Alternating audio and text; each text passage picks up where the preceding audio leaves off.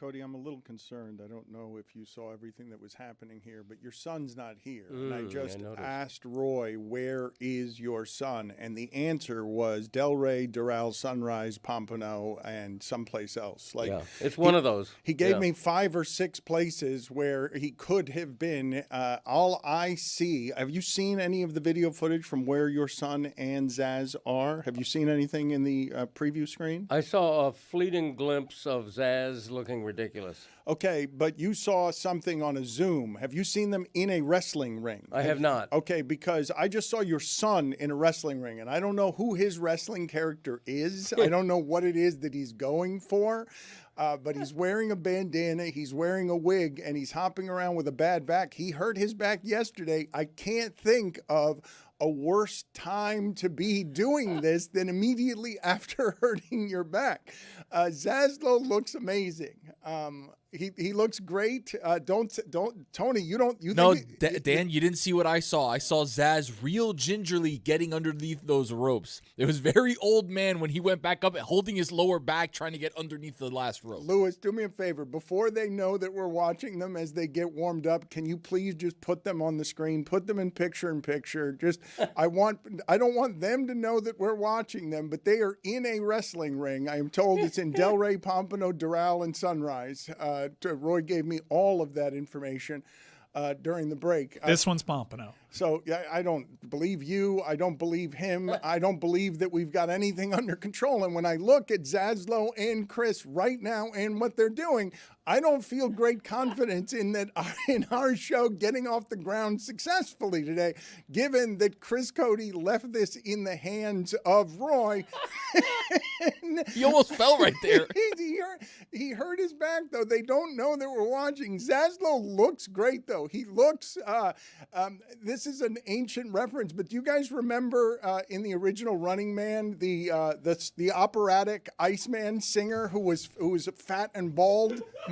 Or he's dressed exactly like Stone Cold Steve Austin, complete with a vest that says Austin 316, the jorts, and the bald cap, but sure, somebody else. Does he need the bald cap? Stone Cold Steve Austin, yes. Okay. And the other guy's Macho Man. Biggest hint is the Macho Man shirt. I can't see it. He hurt his back. Do you guys know? Because he was limping around here yesterday. He was worried. He was lamenting and mumbling about his age because bad back. Put it on the poll, Juju, at Le Batard Show. Have you gotten old when you're suffering from the bad back? Because it was a bit of a crossroads for Chris, who fancies himself our best athlete, to wake up in the morning with a bad back for no good reason. It felt like Howard Bryant pulling both of his hamstrings when he got out of bed. How arrogant did I sound correcting you on wrestling? You were very pleased to do it. But he looks like someone that's not Stone Cold Steve Austin. Come on. All right, do me a favor. Has he ever stretched before? Zaz is stretching, and I'm convinced he's never stretched in his entire life. Let me tell you something. Bad gate. Va a dar toda la vuelta así. Lo abrimos aquí.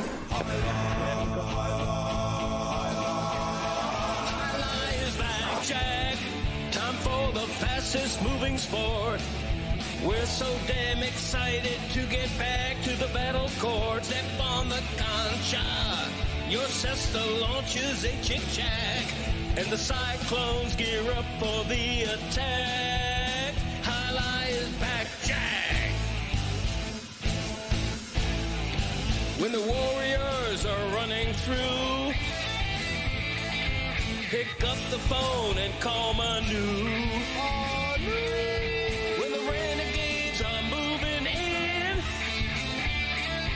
the Cyclones will step up and win. When the fronton is getting packed, that's how you know that Highlight is back, Jack. Let me hear you say, Highlight is back, Jack. The Lotus flying through the air. I genuinely like this sport. So we better see you there when they remate. Rebote like a maniac. If you say this game's the best, I'll say it's a gag. Highlight is back, Jack. For my rotator cuff, so please be gentle. Highlight is back, Jack. Highlight is back.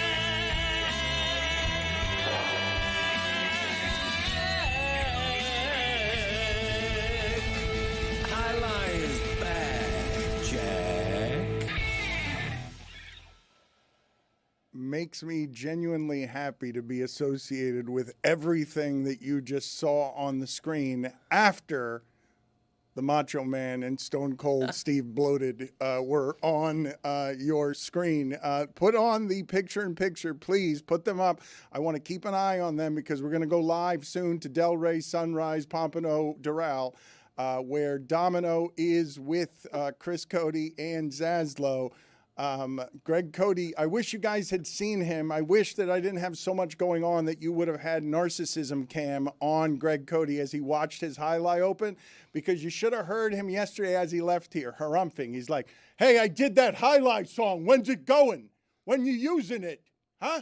Did I really have that tone of voice? Yeah, you were like, and I'm like, I don't know what you're talking about. I don't know. And then I asked Carl, you act as if you don't know who works here. Highlight is back, Jack. I just wanted to air it. That's all. I was airing my grievances, hoping Highlight is back, Jack would air finally. What a song. What a performance. Are you winded already? No, not at all. Tony, he sounds winded. Well, he did an extra show yesterday. We did Mystery Crate yesterday, so he had an extra show, so he's got a little bit more, gas. Yeah, I do it all. All right. Do we have microphones? We got a lot going on. All right. Nick Wright's going to join us, and he's about to play in one of the biggest tournaments of his life. We're going to air it tonight on our channel, and I'm pretty sure that he is giving you guys a stake in what it is he's doing tonight. And so if he wins big, a small percentage of him winning big, I think, is a big amount of money. I don't know if this is true about Nick. I'm going to ask him, but I think he prides himself on being a gambler more than he does being a sports media member, because sports media member, it's easier to get on top of the suckers than it is in gambling. So he can climb to the top of this. He respects the gamblers more. There's fewer sharks in the media game than there are in the poker game. It feels like there's a lot more sharks. And so I'm going to ask him these questions. He's going to be here in a little bit, but I want to go out because they are in Pompano, I am told, and it was a big night last night in Coral Gables. It was a fun night last night in Coral Gables. It was a magical night, but for those listening to the podcast and not following along on the stream, when Dan says our channel, youtube.com/@Le Batard Show is where you get tonight's Nick Wright gambling event. Thank you for that, and Nick will be here in a moment, but he's playing in a big poker tournament, and we are going to televise it for you, even though you usually have to pay for those things in order to see it. And you will see and find out in minutes what the stakes are for the shipping container, because he feels bad about the fact that he hasn't won you guys any money yet. And I think he's got a chance to win you a pretty substantive amount of money tonight. No, that'd be nice because he's, a very good gambler, and he plays in these massive, high-stakes, high-limit games, and he talks about how he won a Rolex Presidential Day Date that's a $75,000 watch, and he flexes it on us, and it's like, all right, buddy, time to redistribute a little bit of that wealth. Do I get a cut of that or no? We'll find out. Curious. We'll find out who Nick is cutting in. Didn't he cut somebody out last week? Who was it? Was it Jeremy last time? Yeah, I think Jeremy. I don't know. I lost us that bet because I dared to even float the idea of a kicker missing a field goal. It wasn't as bad as Roy saying that there was going to be an interception. That's unforgivable. Nothing's worse. I apologized because I don't have much experience gambling, which is understandable why Nick is the way he is, right? I could have some success in media. I could not have any success in gambling, so I get why he feels that way. Look what I'm surrounded by, Dan, okay? We've got Roy, who says there's going to be an interception on the last drive. It happens. I've got Jeremy over there, who says Harrison Butker's going to miss an extra point. He does. They lose. We lose out on money. What? The only guy I have around here is worth his salt right here is right next to me, Mike Ryan. But I don't think that Nick Wright is including him in anything. I want to talk about what happened in Coral Gables last night, because Mike was watching the baseball game. He was watching both games, but he seemed more interested in the baseball game than the basketball game, as the UM basketball team is ending Virginia Tech's NCAA hopes. Virginia Tech has lost on a bunch of buzzer beaters, and then lose this way at the end here, where Miami can't make any threes. They've got two fatal flaws that are going to kill you in the tournament. They can't shoot threes or free throws, but they keep just winning. Can't shoot. They can't shoot, period. Free throws. No, but what they can do is just throw bodies at the paint and at the shot clock. And it's not quite Bob Huggins, just throw the ball at the shot clock and see if you can get it. But they can't shoot free throws, and they can't shoot threes, and they need Donaldson to bail them out with 24 points in the second half.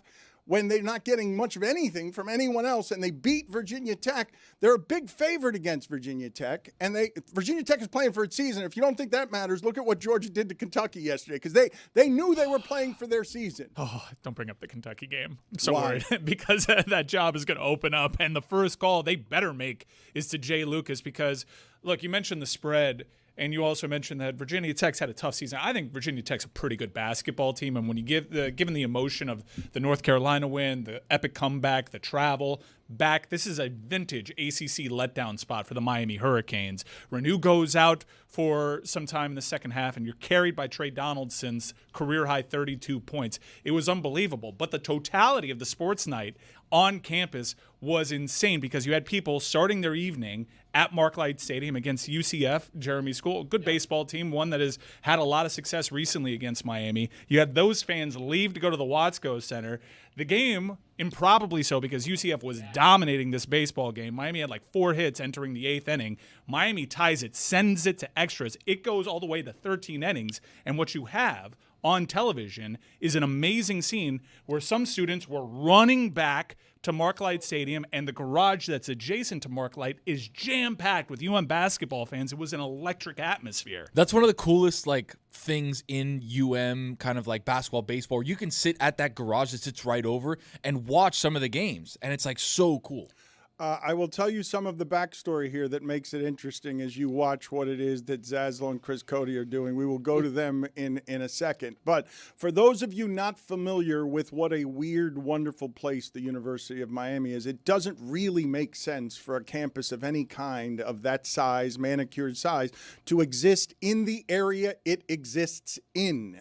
This is not a college town in any way. It's one of the richest zip codes in America. And it just doesn't make sense, okay, that between a baseball stadium that is honestly the reason that Miami started mattering in sports to the country. When ESPN started televising Ron Frazier's baseball team to the nation, the University of Miami baseball team was this foreign thing in the South that would make its way to Omaha and really made the program start mattering, honestly.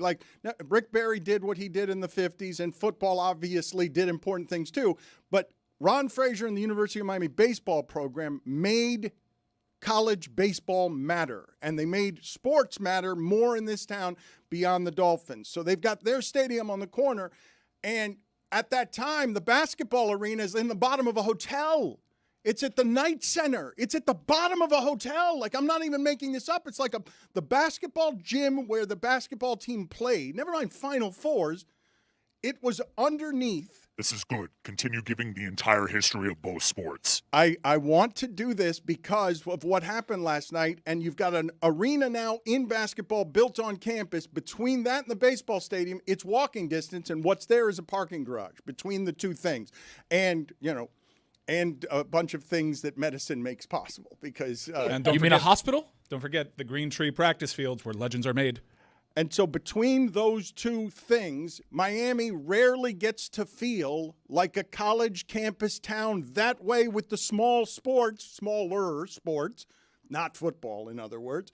And so on this night, you've got college baseball, the program, it's one of the most respected programs that there is in the country in baseball because of its history and because of its now.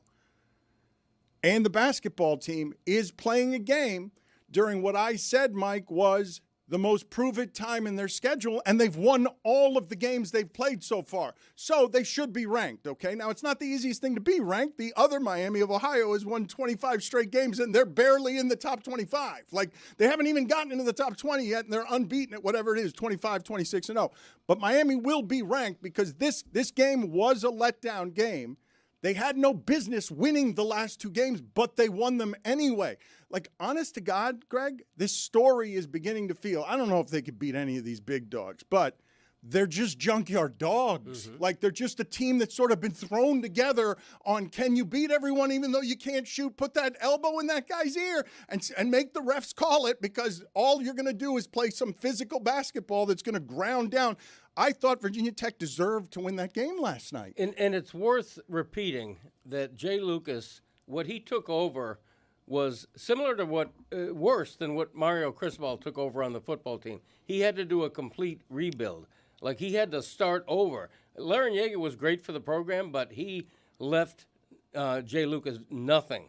And so what Jay Lucas has done is ground floor stuff to go from what he took over to where they are now is just fantastic. The reason that I'm explaining the entire history, I understand that Mike doesn't think that the University of Miami audience needs that or the Miami audience does, but I am explaining it to the national audience that happens to listen to the local hour what the history of these programs are, because it doesn't make sense that those two things exist where they do in Miami right next to each other. And to have that night is not a night that feels possible almost at any other time.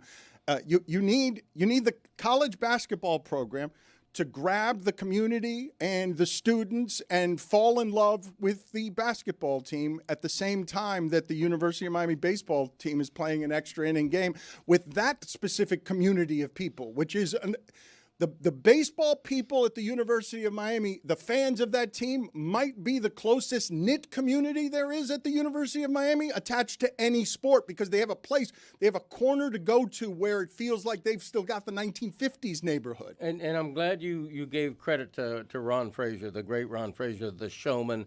He put that sport on the map. In a way, he did a lot to put college baseball on the map, because he made it a spectacle. He made you want to go to games with all this gimmickry and all these giveaways and everything, and he made Mark Light Field filled up. So he's been great, and to be excited about the fourth game of a college baseball season is difficult. Like that, nobody talks about college baseball the first weekend of the season, but it was worth it last night. And what they've got right now is a good double play, and you're right. They're right up the street from each other, a 2-minute walk. I do love that sense of community. And in what would be considered a doldrum for Miami athletics, this is always an exciting time of year, because Miami baseball always opens up with like a month-long homestand because it's freezing everywhere else in the nation. And you can often do a double. You can start your night at Mark Light, have a beer and a shake, walk over to the Watsco, and the event, like something happens last night, which is just a magical scene, a perfect storm of things coming together, where both teams win really dramatic games, a walk-off home run, just a huge bomb to left center. It was an incredible night, and, you know, we said this every time Miami's hired a football coach, where you hope to get it right, but especially when they hired Mario Cristobal, which is when the football team is good, everything at that university just seems to cook. Get the football team right, and that tide will lift all boats. And it's starting to happen, and it's starting to be a really exciting time in Coral Gables. Also, the University of Miami basketball team is now 21-5 under High Lucas. That's a 14-win increase from last year. They were 7-24. It's the biggest turnaround in the country. Like, there's been no team in the country that has done that from one year to the other.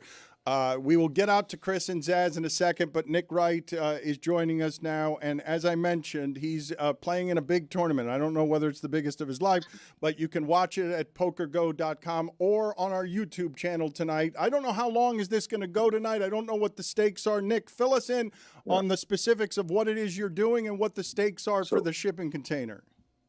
All right. Hi. Thanks for having me. I'm the guy on the phone in the airport, so I'm going to try to keep my voice down. And I'm not. It kind of looks like I'm in a bathroom. I'm not in a bathroom. Hold on. Let me move around so you guys I can prove that. All right. Good. It's not a tournament. It's a cash game. So the distinction there is, Dan, you can, I guess, make or lose, differing amounts of money. It's not like you pay a tournament, you pay 10 grand to get in, and then one person ends with all the chips. That's not what this is.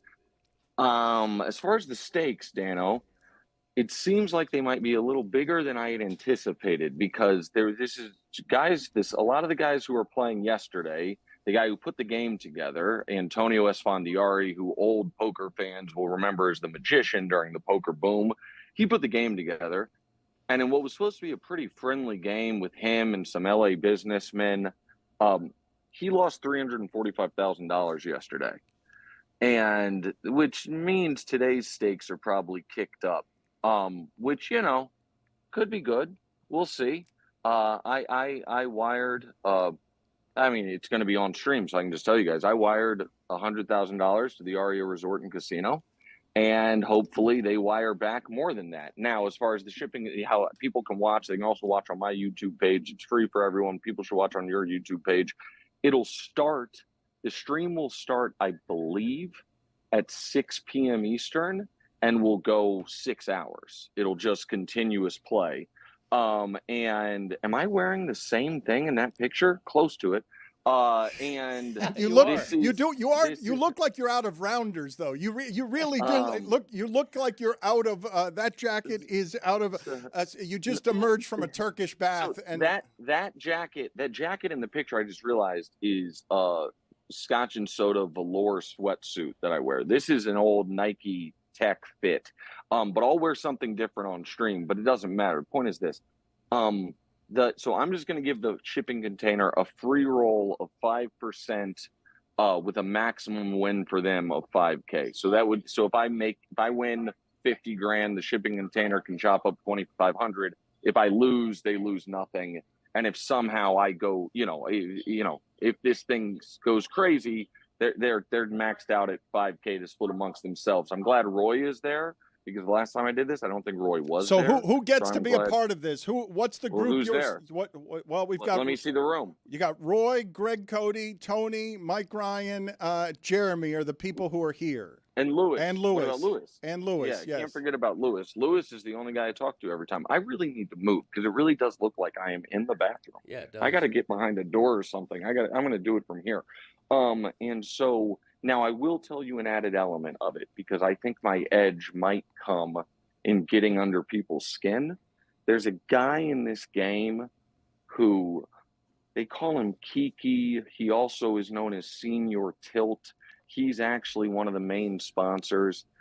I'm not saying I think this guy's a crook. I wouldn't say that, but I don't like him.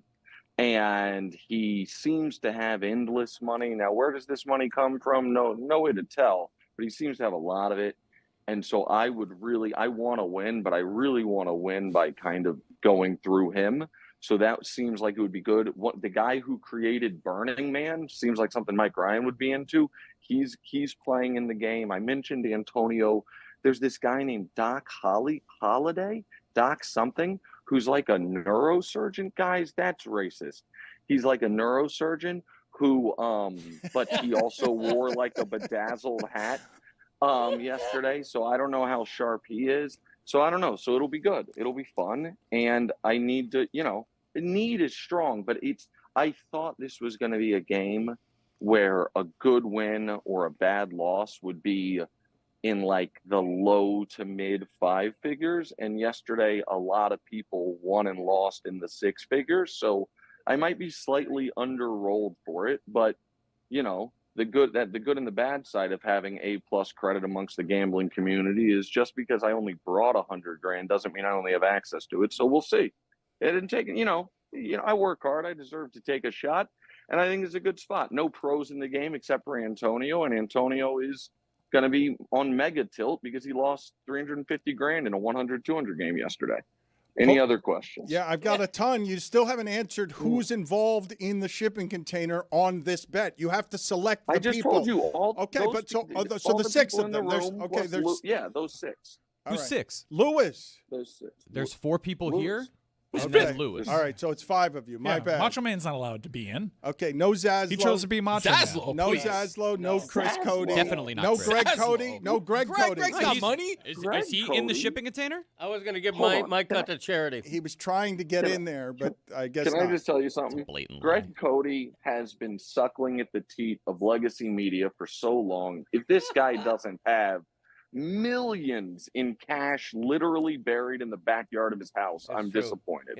He doesn't. It's true. Okay. He doesn't need it. And given the fact, and again, Greg, I hope you're around forever, but I've seen the toenails. That means Chris Cody one day is going to get millions of dollars buried in the back of Greg's house. He's fine. He's lucky. It's all in a coffee can. Couple of coffee cans. Okay, so pokergo.com is where you go. The question we had before we let you out of here, he's going to do this at 6 o'clock tonight. His YouTube channel, our YouTube channel. It's a live, no limit. Juju's got to be involved. Is Juju not in? Juju's not in, so we've got to include Juju now. Now it's 7. No, I'm including Juju. No, there's not 7. I don't know where the 6th is. What are you doing? It's the 4 people. It's the 4 people I just saw on screen, plus Lewis, plus Juju. That's 6. There's now. like a that's 6. I get that's nothing. You fine. said 7. Nothing for me. Just not Chris Cody. We're clear. Not Chris Cody, not Zilch. Greg Cody, not Zaslow.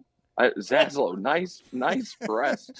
No, that's Chris and- Cody. and That's so- not Zaslow. Who are you talking to, Zaslow or Chris Cody? Chris Cody's the macho Oh. man. Like, Oh, that made me. Then I didn't mean to be mean to Chris like that. I like Chris. okay, but you took But yeah, out I guess I was talking to Chris. the question Sorry I about had that. before you get out of here. The question I have is, what do you identify as more? A sports media member, where you get your sports identity, prouder of a sports Yeah. media member or a gambler? I have been a gambler longer than I've been a sports media member. My dad, my grandfather on my mom's side until, weeks before he died, went to the racetrack 4 times a week into his 90s. My dad, statute of limitations up on this, he's 75 years old. Before he became a very productive member of society, in the, bowels of Kansas City, helped run illegal craps games. I first learned to gamble when I was 12 years old. My dad hustled me out of $108 in 9-ball and made me pay him $10 a month for 12 months because he was going to charge me 10% interest on it. And he thought that was going to teach me the dangers of gambling. And instead it taught me, Matt, wow, you can make a lot of money gambling if you know what you're doing. And so the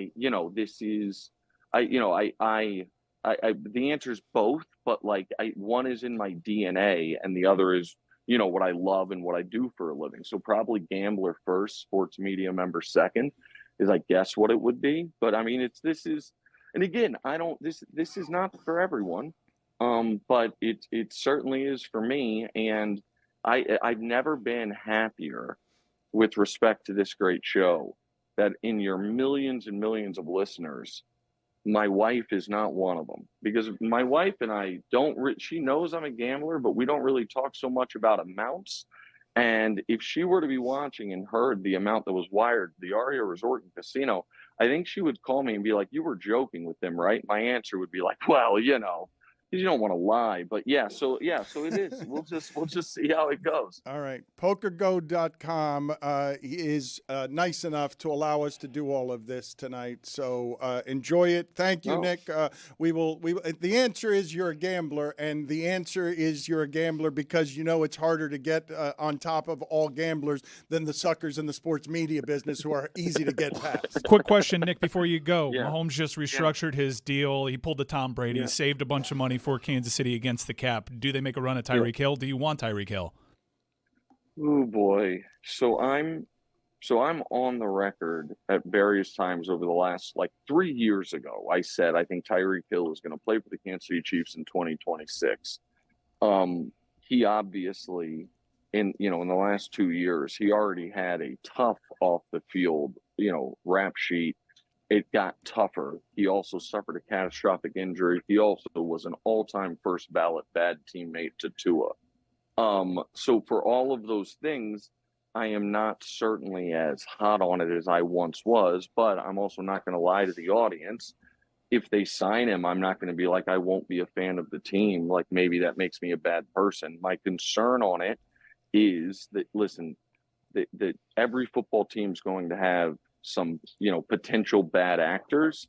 I worry if a team's bad actors or potential bad actors are congregated in one position room, and the Chiefs have a bunch of good guys with no, question marks, and then a bunch of guys with question marks who all seem to be in the wide receiver room.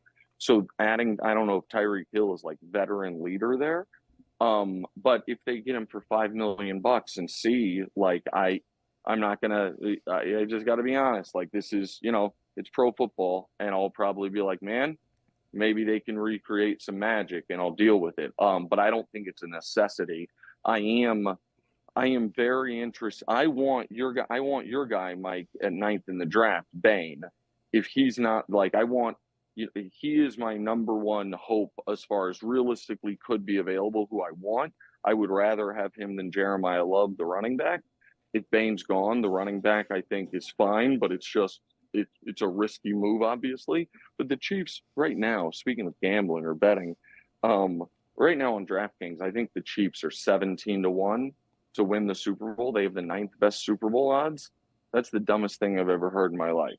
And that is only predicated on the fact that there is questions about Patrick. And I would bet a lot of money that Patrick Mahomes will be dancing at Travis Kelce's wedding and will be starting for the Chiefs week 1. And when that happens, they'll have top 4 Super Bowl odds, as they should. Oh, but what he also just did, though, Nick, and we'll let you go, but what he just did. No, I got time. My flight's not boarding. I'll talk to you as long as you want. What he's doing, though, is he's making sure with what he's learned in the humbling of the last few years of body and mind, I'll just make a bunch of money in a bunch of other places and I'll go get a bunch of players because I'll work with the organization to partner with the organization on get me the best offense, please. We all know what it takes to win here. I'll save you some money. I'll do what Brady did in a salary cap sport. You're going to get your quarterback value. You're going to get the most valuable thing there is, a great quarterback who you're getting at value.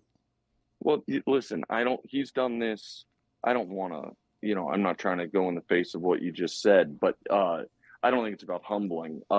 He's done this repeatedly. The brilliance of the 10-year contract that they gave Patrick, which no one has understood because it was a great contract for Patrick because, again, I'll be quick here, but the way the option year mechanisms worked, they were like, oh, it's not that much guaranteed money, but all of his money for the 2 years down the road locks in 18 months early. So it's rolling guarantees. So it essentially was a $450 million contract with $400 million of it guaranteed.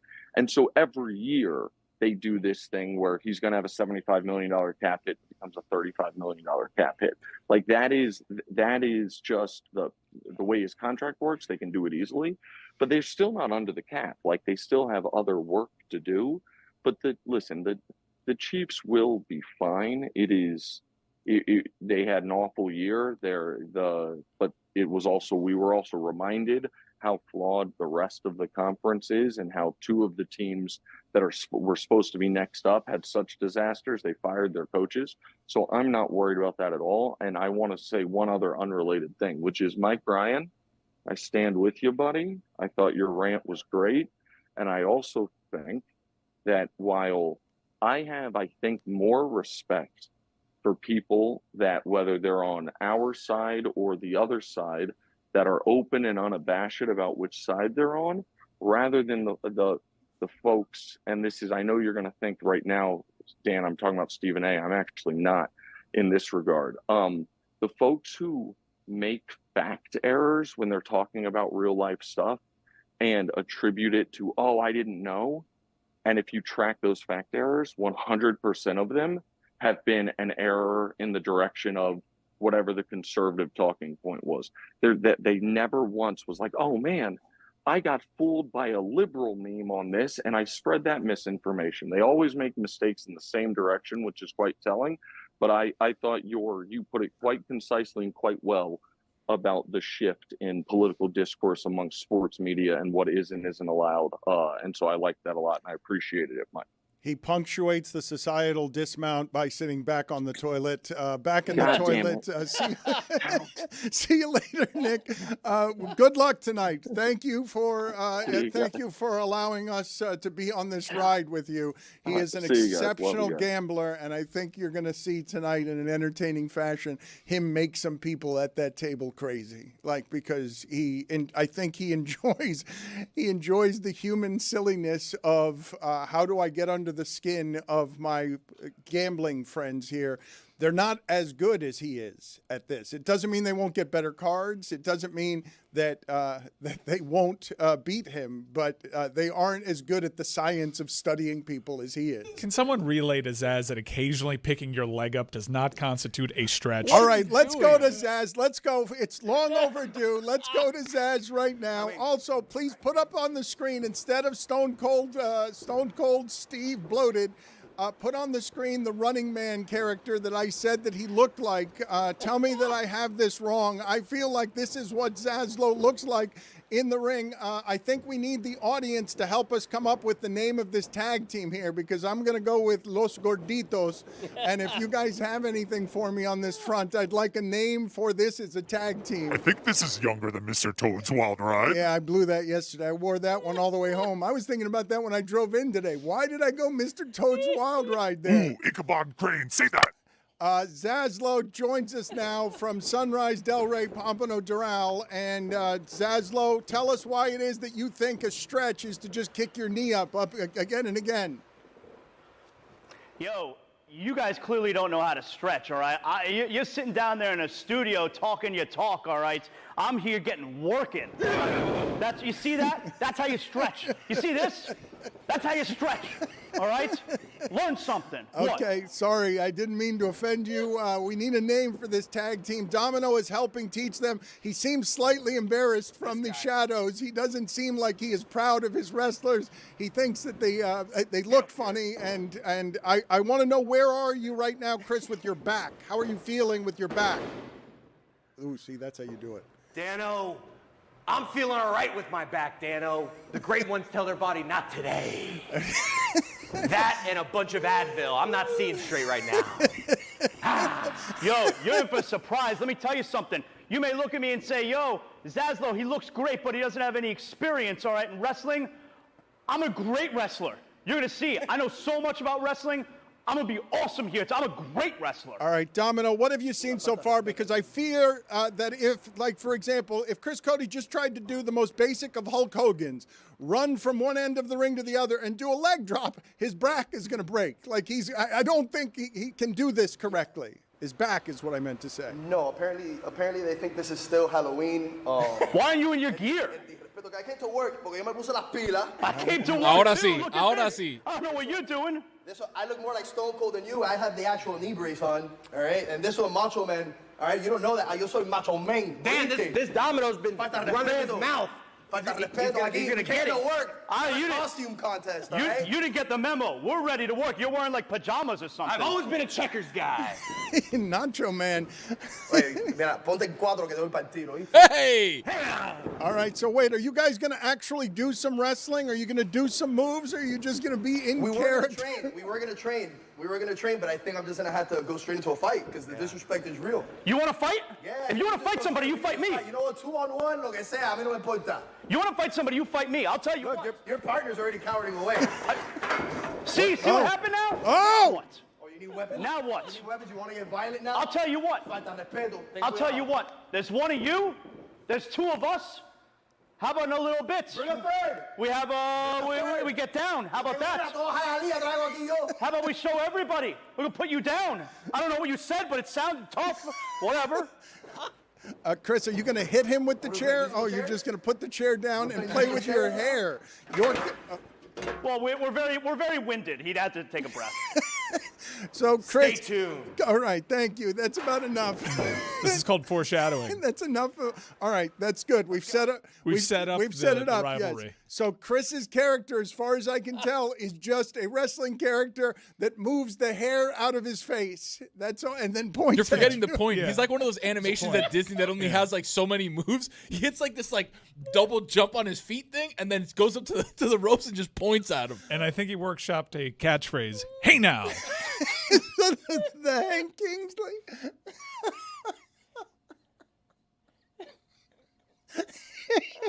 There are no wrestlers using the hey now. Hey now. that is absolutely not something that you see wrestlers use. And he did do very well, though. He has down. And I don't know whether he practiced this in Delray, Pompano, Sunrise, and Terrell. What kind of down? He has down the flipping of the hair out of his face. Double flip. I don't think we're allowed to make Down syndrome jokes. Whoa! Who said anything about that? You did it. I did it! Whoa! It should be a fine, man. Switch gears. We will check back in with the folks in the wrestling ring in a little bit. I did want to get back to one local story. Giannis is still doing interviews, and Giannis is in the middle of talking out of both sides of his mouth with Malika Andrews, he won't say that he wants out, but he's leaving the option to get out. Yeah, that sort of means he's saying that he wants out without saying it, right? Okay, but we've been here a while, so let's play this sound real quick of Giannis. You're not okay with staying in Milwaukee and never having that feeling? No. Yeah. I want to win, but the most important thing, I want to win a championship with the Milwaukee Bucks. And if that's not on the table or in the plans, so that's when you kind of like, okay, maybe I got to pivot because I really want to win. Enough of this. Pshaw. Back of the hand. Pshaw. It's the same thing, right? He's doing the same thing. Over and over again. Who's advising him? Does he think this is cool? This sucks. What is he doing, though? What would be the logic in sitting down and giving the same quotes you've been giving for 10 months? And really, it's 2 years of him looking at his watch and saying, time's running out for you guys. He's doing the exact same thing Dwight Howard did. I have a T-shirt still in my closet of Dwight Howard saying loyalty. It says loyalty over it. That one time that Dwight Howard was trying to force his way out of Orlando and then tried to pretend that he was all about the Orlando Magic, he is ripping a page from the Dwight Howard playbook. And let me tell you, that is not a playbook you want to cheat off of. Guys, do me the favor, please, of finding some of the best video there has ever been in sports of Dwight Howard coming over and being chummy with Stan Van Gundy after Stan Van Gundy immediately had just ripped him to the press. Get me that video so we can start the next hour with it.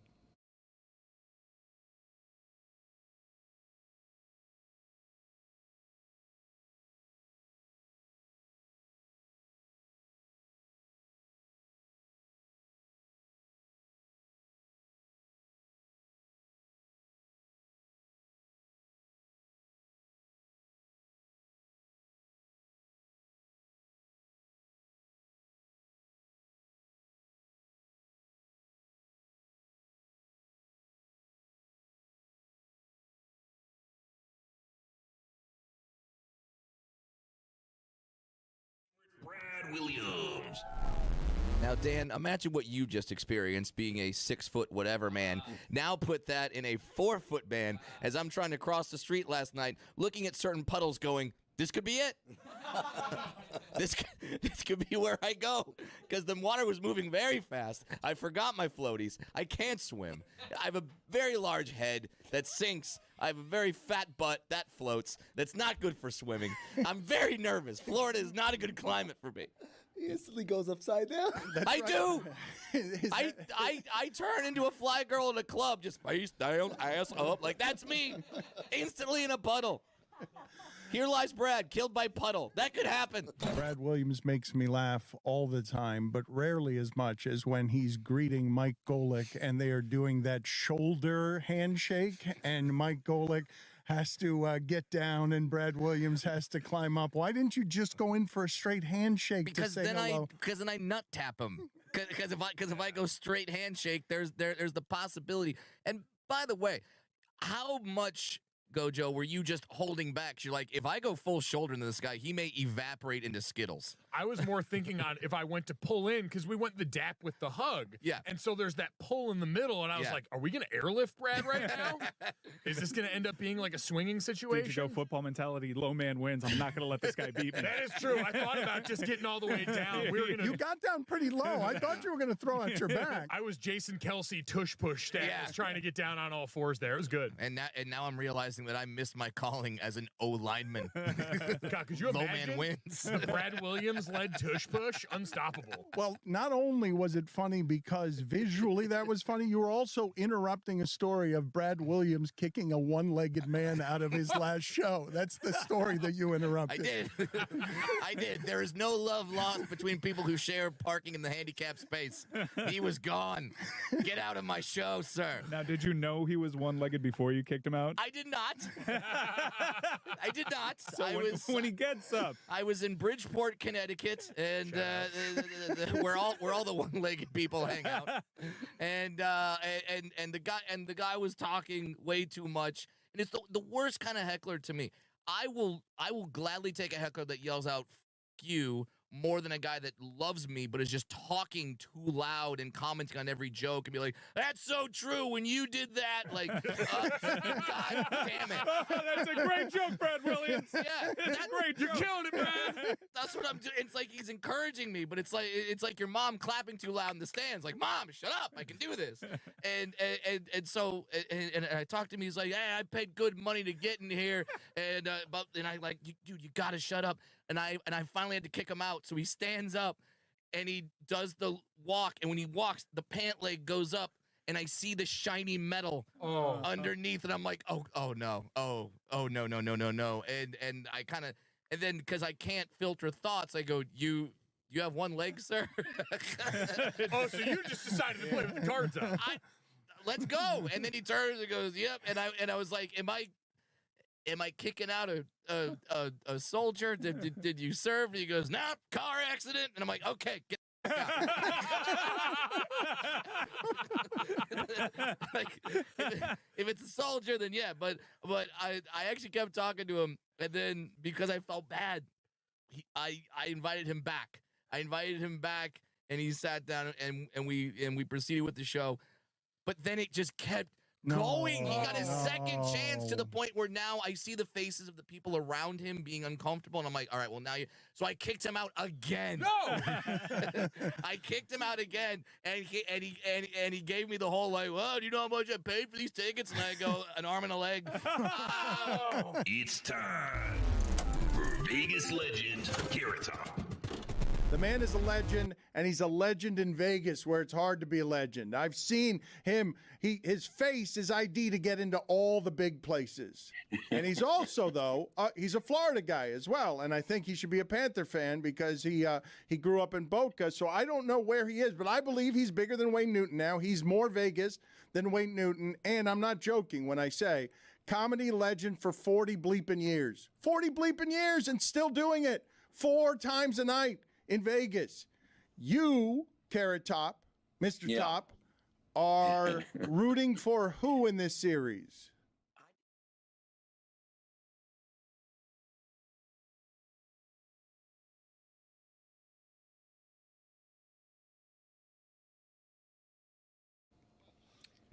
This episode of the Dan Le Batard Show is presented by DraftKings. DraftKings, the crown is yours. This is a bit stunning to say, but MLS is back this weekend. It seems like it happened really fast, and that's what happens when you play the last game of the season, when you're involved in the last game of the season. So we're going to get to Taylor Twellman in a second because somehow Messi is still doing it at this age. It's unfathomable to me. It really is. But before we get to Taylor, I just want to play that sound I promised you of the awkwardness with Stan Van Gundy and Dwight Howard. Dwight Howard clearly wanted out of Orlando, but was faking it. Stan Van Gundy, always authentic, never a faker. One of the most awkward press back and forth you will ever see is Stan Van Gundy answering a question about Dwight Howard, and then find out who pops up at the end. What is your sense about when you talk to management? Will they listen to him, or will it be a management? Oh, I have no idea. They can. Well, obviously it'll be a management decision. They have to make the decision, but I ain't worried about that. So. Excuse me. Yeah, Stan, we're not worried about that, right? That's what I just said. We got to be worried about winning games. Yeah, what's our main concern right now? Jameer. We have to stop Carmelo Anthony and the New York Knicks tonight. And the New York Knicks. That's exactly That's right. the plan, right? That is the plan. That's what I just said. Is Dave Ping here today? The guy who started this BS? I don't see Ping here. Me neither. Are you guys done with me? That's all. You can talk to him now. All right. Oof. That's great. Oof. That was magic. Oh, no pun boy. You don't remember what was swirling around that, though, No, I Tony. remember, but I thought Stan stood his ground there in a stand your ground state and said, hey, look, this is what happened.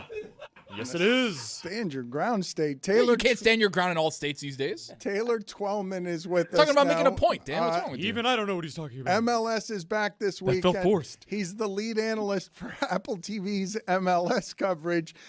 Miami, as I mentioned, Inter Miami and Messi are the defending champions. Thank you for joining us, Taylor. Does it feel like it? Like it feels like something I felt in Miami that wasn't necessarily felt by all of MLS.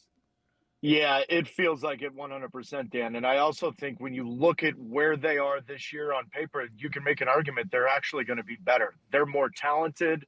They're deeper. The fact that they're opening Miami Freedom Park on April 4th, it just feels like the World Cup less than 100 days away. Messi, defending champion Argentina. It's a long-winded way of saying, Dan, I think Miami could be better this year than they were last year. Can you explain to me what the impact has been worldwide, though?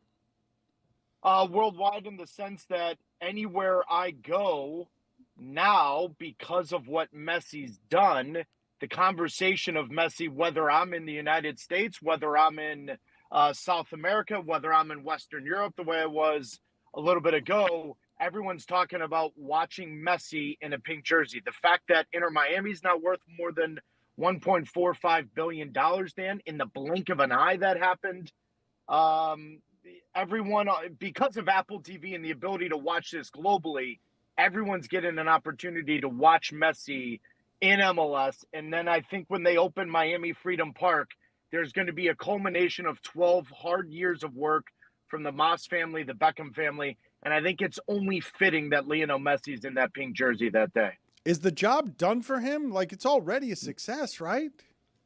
Well, you could have said that before he played for Inter Miami. The moment he won the World Cup for Argentina, you could have made the argument, signed, sealed, delivered, it's done. He doesn't have to do anything, but that's not who he is.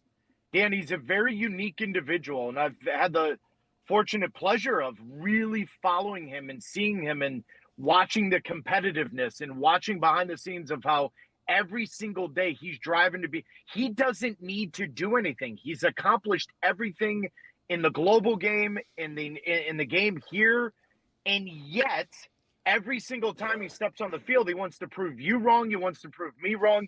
He wants to prove himself wrong. That Father Time isn't knocking on the door. He's a very unique individual. Taylor, Lionel may miss the season opener, nursing a minor injury.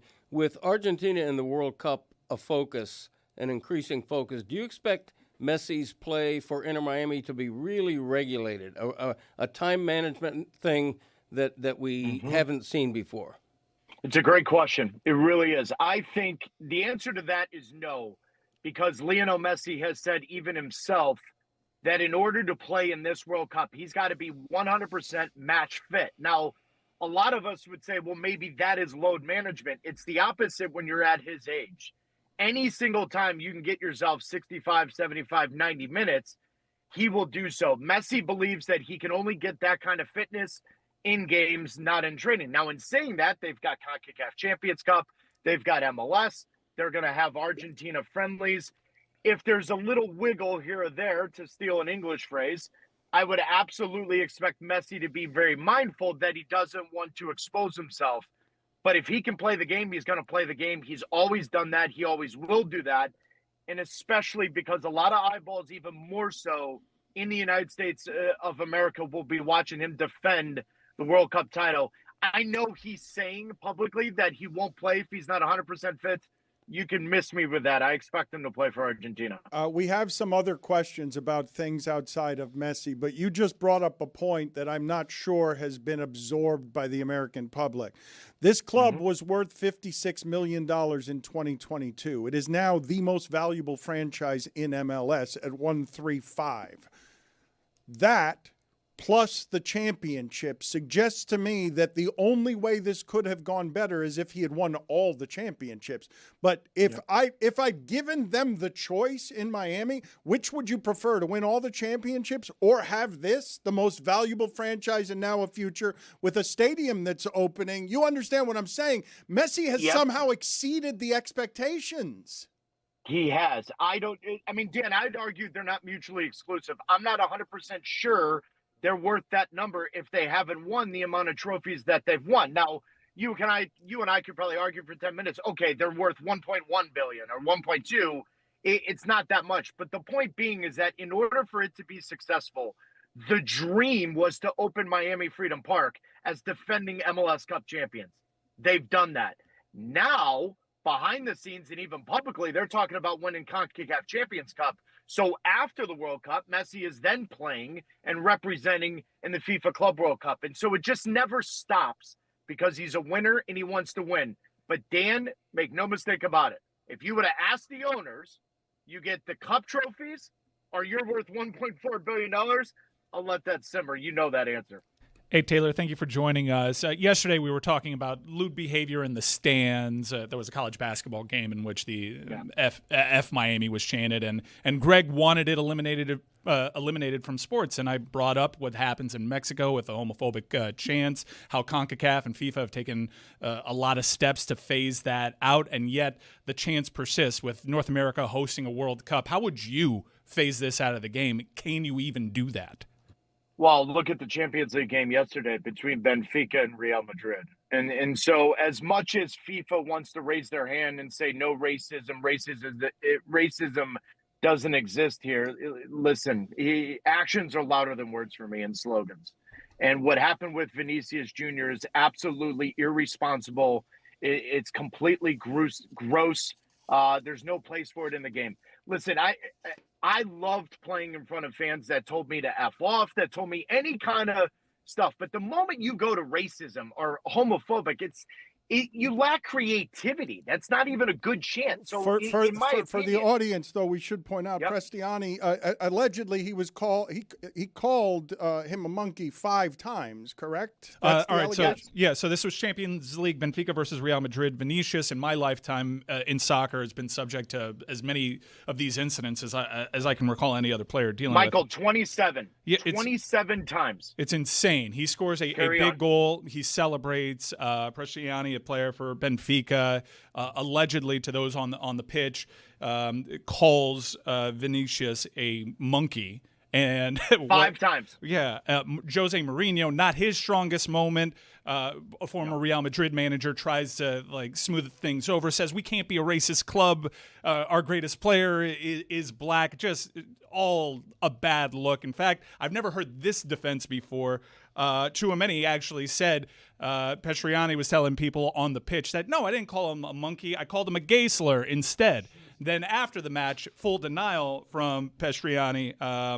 Just an ugly, ugly scene. And Vinicius seems to be, as you mentioned, the incredible number, a lightning rod for this, and they cannot phase this out of the game. I understand how difficult it is with thousands in attendance, but for those on the pitch, what kind of punitive measures would you take here? I'd walk off the field. I mean, until UEFA or FIFA actually do something about what they are talking about, and you can throw every confederation in this. Walk off the field as a player. And listen, Dan, I'm glad you brought it up the way you did, allegedly. But if you're putting your shirt over your mouth and 6 players are saying, we heard it, you can miss me with the denial. I'm sorry. You can just absolutely. And then what bothers me even more is Jose Mourinho after the game then saying this always happens to him. Why? Because he celebrates his goals? Like that's what I don't understand. He didn't do anything but celebrate a fantastic goal, and then for Jose Mourinho to say, well, this happens to him because he does that. Now, there's just so much of that. Get rid of it. Get rid of it. It seems like Europe, though, is a bit behind the times in this regard, where even a champion coach like this doesn't know how to not victim blame, and he's bothered by the showmanship of a guy who likes to enjoy his goals. Like, we did this with Terrell Owens in this country 20 years ago. Yeah, and Jose Mourinho, by all accounts, historically an ally, beloved by his black players, and if that's supposed to be one of the good guys and he decides to victim blame and point the finger at Vinicius, that shows you how far Europe has to come here. I mean, they're behind it. Guys, we've had this conversation in our country with the Latin American players celebrating home runs, and it turns into this conversation, well, that's against the underlying baseball rules and all of that. But the reality is that you are signaling a certain demographic of people that want to do things differently. In my sport, the global sport, there's a million ways to skin a cat. There's different ways to look at celebrations and officials and all of this. Your player put his jersey over his mouth, and 6 players said he said monkey 5 times. And then after the game, you want to say, why does this always follow that player? That doesn't work for me. That's behind the times. That means you don't understand what racism is. Can you explain to us, please, whether you have more hope about the U.S. National team than you did the last time you were on with us when it was just epic mess? Yes, Dan, I do. Absolutely do. Now, in saying that, you could call me and we could do this in 60 days from now. And hopefully, knock on wood, we're not talking about 2 or 3 injuries and players struggling. But Mauricio Pochettino has found a way to push the right buttons. And I think the Gold Cup controversy with Pulisic and others asking for a break, I think he struck a chord with the emotional side of playing for the U.S. men's national team, of playing for the red, white, and blue. I absolutely believe that. I also believe, and everyone's mischaracterized the group. Dan, guys, it's not an easy group, but it's a favorable group. And the draw works out for the United States that if they do their job, they finish first in the group. When you do that, that gives them a road that is a real success rate of getting to the quarterfinals. And in my opinion, it's quarterfinals or bust. After that, then it depends on who you play and how you get there. But I am much more optimistic, for lack of a better word, for the United States men than I was about 100 days ago. Taylor is the lead analyst for Apple TV's MLS coverage that is starting up now. You don't need an additional subscription. Any Apple TV Plus subscriber can get MLS. That is a step in the right direction for what I fear. Amen, buddy. What I fear is when this day would come, I always thought that the United States as a soccer nation, not just on the pitch, but off the pitch, we'd be building to a crescendo. And it kind of feels, given what's happening in the country and maybe some previous missteps, that we're right there on perhaps missing this opportunity. What is MLS and U.S. soccer going to get right here to make sure that this isn't a window that's closing on them? First off, I'm glad you brought it up. This is a unique opportunity. And actually, we talked about it on this show with you guys, is that now just having one subscription, you're on Apple TV, you can see MLS in over 108, 109 countries. That's great. That is fantastic. And that's going to grow the league. And more importantly, grow the likes of Son and Messi and all of that in MLS to a higher level. But Michael, everyone talks about what can MLS and U.S. soccer do. And this is the difference from when the World Cup was here in 1994. We didn't have the infrastructure. We didn't have the league. We didn't have the stadiums. We didn't have the training facility. The 3 of the 7 highest ranked teams in the world chose Kansas City as their base camp because of the training facilities. And why do I say that? So, Michael, my answer to this is 48 countries are going to come to this World Cup. They're going to see what MLS is. That is exponentially different than where we were 30 some odd years ago. And so I get your anxiety because I think all of us kind of feel it because it's hard to quantify. How do you maximize the opportunity? And I keep telling everybody, just do what we do. Show the world what it is. And I promise you, the Lewandowskis and all these players that come over here that have an inkling of interest in what MLS is, once they see our country, Michael, I think it's going to speak for itself. And so I'm not as anxious about what the United States can do and what MLS can do. I think once the schedule change comes in about 14, 16 months, I think the salary cap's going to change. And then I think you're going to see the global player want to come here a lot earlier than they have in the past. I just think MLS is going to be under a microscope because a lot of people don't know what it is. And then when they tangibly see it, I think that's how you grow this thing. Can the U.S. hosting a World Cup at this time in its history be politics free, or do you have a level of concern that the whole immigration deportation issue is going to sort of shadow the games?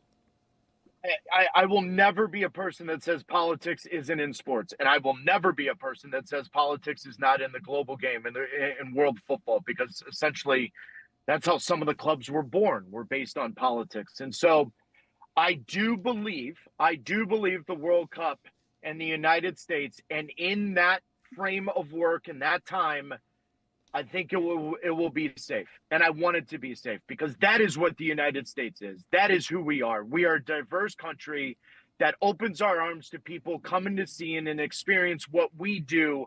And we throw an event better than anyone else in the world. And I hope that's what comes through. But I understand a lot of people asking that question because a lot of people, including myself, just have questions on where we're going in this country. And I think it's just human nature to have that question. The MLS season returns this weekend on Apple TV. It really is it's a crazy thing to say. It's also a crazy thing to say, watch the defending champions, Inter Miami. So you have That is crazy to say that they are defending, that Messi is back. He may not play in the first game, but everything has already been a success. Thank you, Taylor. Always good talking to you. Appreciate the time, as always. As Stan Van Gundy said, are you guys done with me? Yeah, I didn't set up the context of that very well on the front end when Jeremy is mentioning the idea that what surrounds Giannis is not unlike the mess in Orlando. What was being reported back then, it was really before the Insider.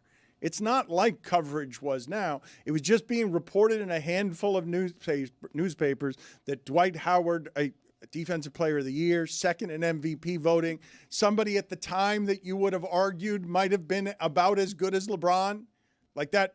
Those were at the time. It was definitely one or the other. It was like closer. You were picking, who do you build around? It was them more than it was Derrick Rose. Incorrectly, but don't say who we picked.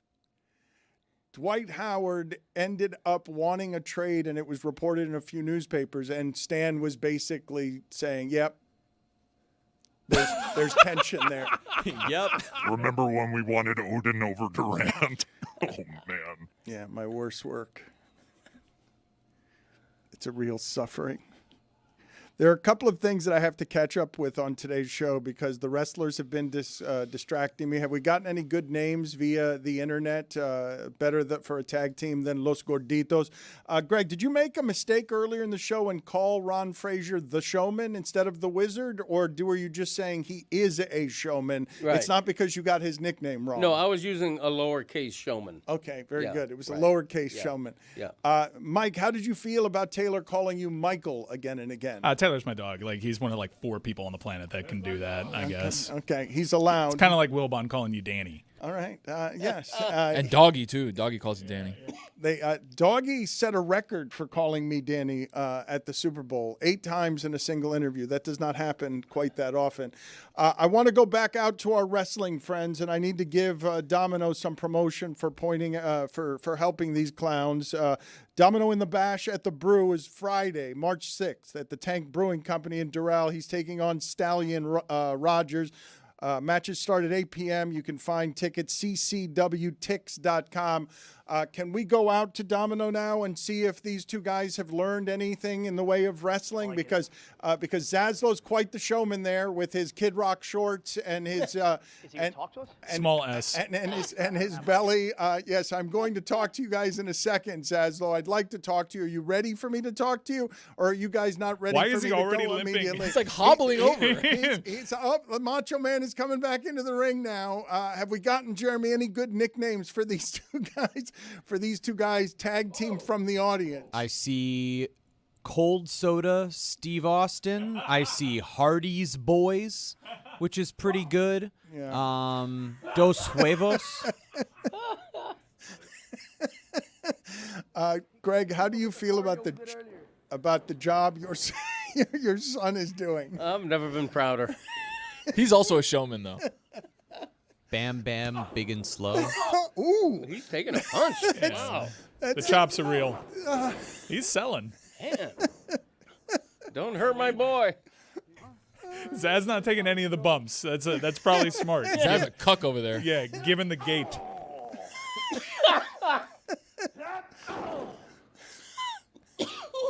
Stay down! Stay down!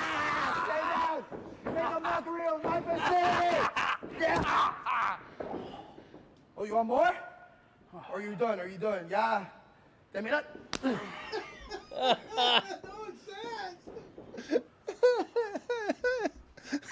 Oh, a little test of strength. That's a grapple. Oh, Viste, estos son unos falsos, no pueden conmigo, que el bárbaro soy yo. He's cheating. All right, training session is done. He's cheating. Okay, we will check back in with you guys in a little while. Thank you for all of your good work out there. I've never seen Greg Cody be so proud of his failure of a son. What? Whoa! He's failed. Look, he's on his back. What constitutes greater failure in wrestling than his present position?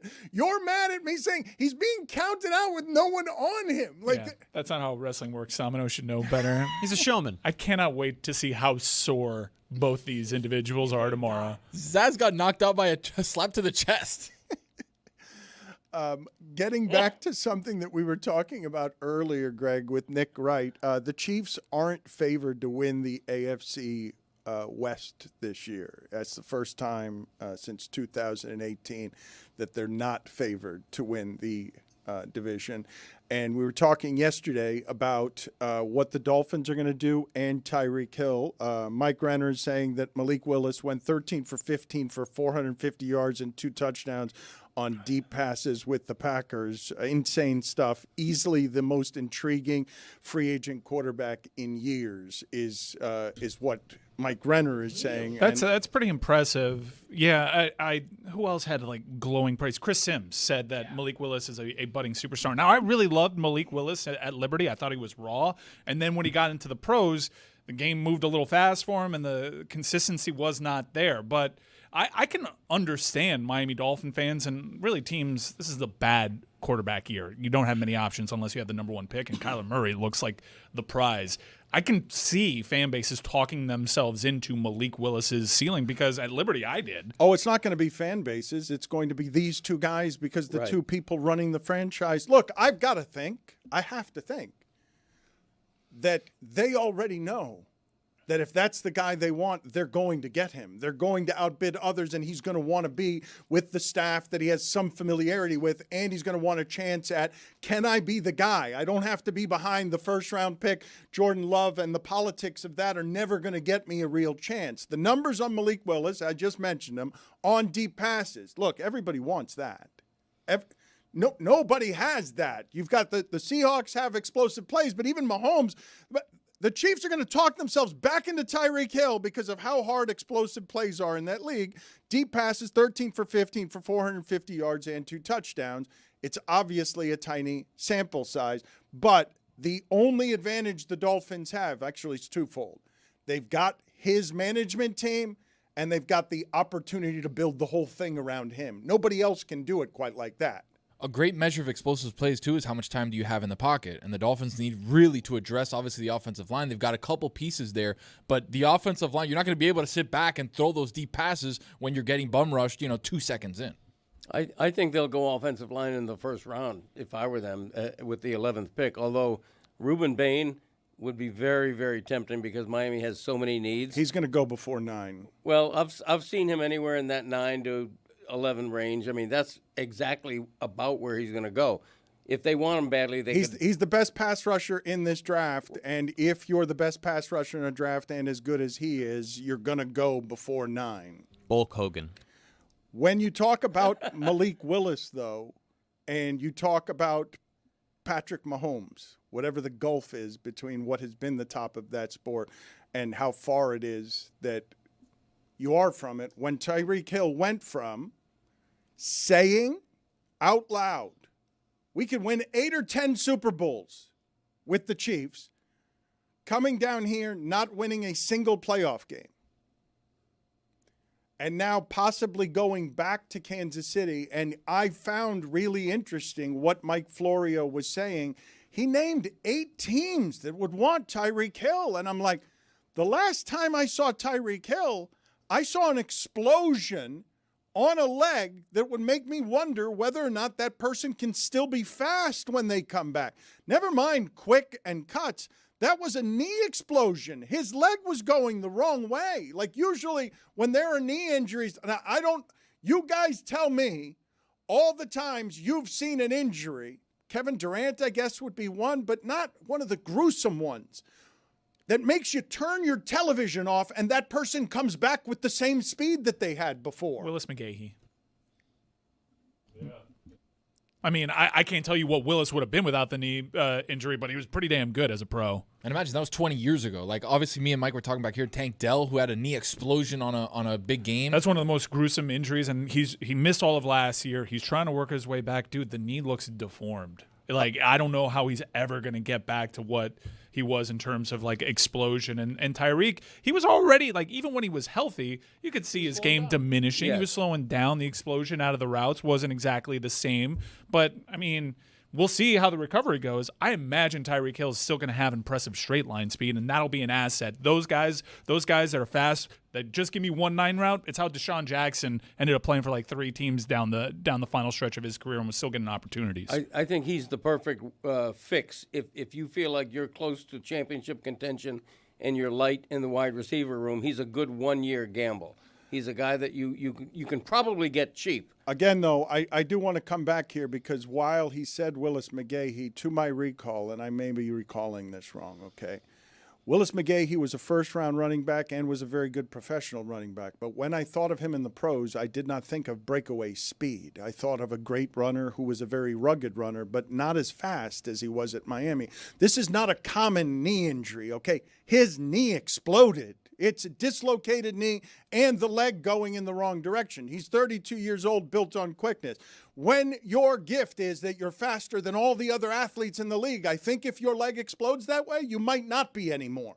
Like when it explodes like that at that age, maybe he does everything that's necessary, rehabs perfectly, and still the knee exploded in a way that would take away a guy who's got, how many guys in the league do you look at and ever watch, ever, and say, he's got a few steps on everyone. How is he faster than everyone? Ted Ginn was able to do it late in his career. But again, none of these guys had their knee explode that way. And I'm not a doctor, obviously, but that gives me more questions. When Florio said that, I'm like, really? 8 or 9 teams are going to think that in the discount bin, they're going to welcome all that dude is at this age? And with that injury, you guys are that confident that Drew Rosenhaus is telling you the truth about what the surgeries are? That this person is going to be ready to bring into your receivers room faster than everyone in the league? I just don't. Those seem like reasonable questions to me to wonder whether or not that can possibly ever even be Brandon Cooks again. Because you're right. Like the guy who can get down the field faster than everyone will always get a chance. But I've never seen one of them have a knee explode that way. Razor Hamon. Greg Cody, the story involving Tony Clark resigning as Major League Baseball's head of the union in a time of great scandal, okay? Yeah. There's so much scandal in the world right now, and so many people immune to scandal that it's hard to keep up with it all. Tony Clark now is no longer the head of a players union that got used pretty bad and used to be the best of the players unions. But to hear David Sampson and others tell it, Major League Baseball's owners got over on the players because they were wanting things like candy in the clubhouse. I'm oversimplifying, and not looking at some of the other macro things that the owners were taking from them. This man is now resigning because there was an internal probe around all sorts of malfeasance. Not unlike the stuff that was happening around the NFL Players Union, where you get these power position people who abuse their power. Tony Clark, not uniquely qualified for this job. He was a first baseman, a Major League Baseball player who was handed over the finances and power of the entire Major League Players Union at one time, the most powerful of the unions to be found anywhere in business, never mind just sports. And they've given away a great deal of their power. This scandal, though, the only thing that anyone is going to see is stepsister. Is a fair sister-in-law. Sister-in-law, excuse me. Yeah. That's a good correction. My bad. Wrong Different category. tab. That's different. No, category. see, that's even a worse scandal. Yeah, minor fine. Sister, I think that's a bigger fine actually. If I have to go, I don't know what the fine for that is. It's not a mistake that I've made before, but having an affair with your sister-in-law, allegedly, deserves, if I get that as stepsister, what I've accused you of now deserves a bigger fine than just $5, I think. That's right. That mistake. Let's stay here. How much should that fine be? I mean, it's a mistake. I made it. We might as well sink into it. I mean, it was an honest mistake, but it was a mistake. We don't do that in this state anymore, by the way. Yeah, $25. You know what? That seems fair. Yeah, that thank you. That seems Stand your ground, That Tony. seems fair. I'm going to pay the fine. The Fine Bucket is presented by MoneyLion. Download the MoneyLion app or visit MoneyLion.com to learn more. MoneyLion, make money easy. This is the second greatest fine in the history of the show. Usually that $50 fine is just for death, and I deserve this as the fine bucket returns because that's a bad mistake. Because I just made the scandal even worse than it was, and it was plenty fine the way that it was. It was already a pretty bad scandal, but you somehow really, softened it. It's just his sister-in-law, not his stepsister. I give Tony Clark a little bit of credit. I mean, Oh, my God. Listen, no. Here's what I mean. If you're going to be scandalized, be creative with it. Don't get involved in a scandal that's mundane, that we've all heard before. Do something that perks the eyebrows a little bit. It's like, really? With his sister-in-law? Interesting. See, that's a read me headline. I'm going to read about that, whereas if it's just a typical, he's allegedly skimming a little money off the side or whatever, boring. But an affair with the sister-in-law, that gets my attention. Dan, that's another Greg Cody first down. There's a wide-ranging and still open federal probe into the MLBPA's finances and other alleged improprieties. There are a number of them. Yeah, but those are boring. Yeah, no one cares, Dan. Yeah. Well, not only do they not care, I've somehow managed, because of the way that I presented this and because of the pothole I fell in, I've somehow managed to make all of this less scandalous than it was. If you're just learning of what it is that I said, if you're just learning of Tony Clark and any of this, and I've given you the context, and then I say an affair with his stepsister, on top of that, I've thrown in something to all of a sudden make all the next outrageous claims less outrageous because of where I put your expectations at the start of this. I think it should be bigger than a $25 fine, frankly. It's not quite killing somebody, but I mean, their character, this guy's in plenty Character assassination, $25. This guy is in plenty of scandal as it is. I can't imagine, okay? I cannot imagine. He's not the victim here, but he is a person who had great respect in baseball circles as both a player and a leader. To have all of this in front of people, the illicit affair, and you betrayed your players. The accusation of you could not be trusted by your peers to protect their money. They gave you their money and their power. The amount of shame that must be in this man's life right now, in all regards, it'll make you question everything that you did with your life. It'll make you question everything you did with the entirety of your life to have this kind of behavior investigated by your peers because you couldn't be trusted with their money. It's such a bizarre story because it seems like they were moving around profits or budgets to potentially skim some money off the top. We don't know. If it had been his stepsister that he slept with, that would be a much bigger story. But it's his sister-in-law, which means it's either a brother's wife or your wife's sister. Could be your sister's wife. I'm an ally. But one way or another, which is worse? Which is the worst scenario to find yourself in? A public affair where you slept with your brother's wife, or a public affair where you slept with your wife's sister? Your thoughts? Well, let's go through all of it, though, because let's go through all of this here, all of the examples. Put it on the poll, Juju, at Le Batard Either Show. way, Greg's commending the creativity. Yeah. I'm not so much commending it, I'm appreciating it. All right, I thought those were synonyms, but all right. Not quite synonyms. Ravishing Rick Food. At Le Batard Show, which is, I wanted tag teams, okay? I did want tag teams for both of them. We could go fat jokes. We can go just fat jokes at one of them, but it can't be Ravishing Rick Food for both of them. It can only be Ravishing Rick Food for one of them. Ravishing Rick Foods, maybe, as a tag team? No. The Rib Roll Express. Which is worse, at Le Batard Show? Cheating with your brother's wife? Cheating with your wife's sister?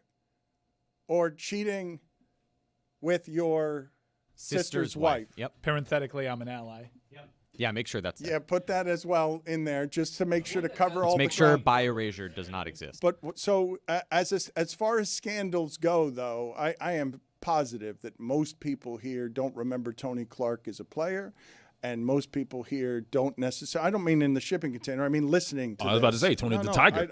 Yes. All-star. Yes. I remember him as a player. Fist me. The first. Yeah. Only Chris can do that. You can't do that. The first of the tall first basemen, the first of the tall, big first baseman who hit for power. Yes. But I think even fewer of you knew what he was doing recently as the head of the Players Union. And now this is how he's remembered his punctuation.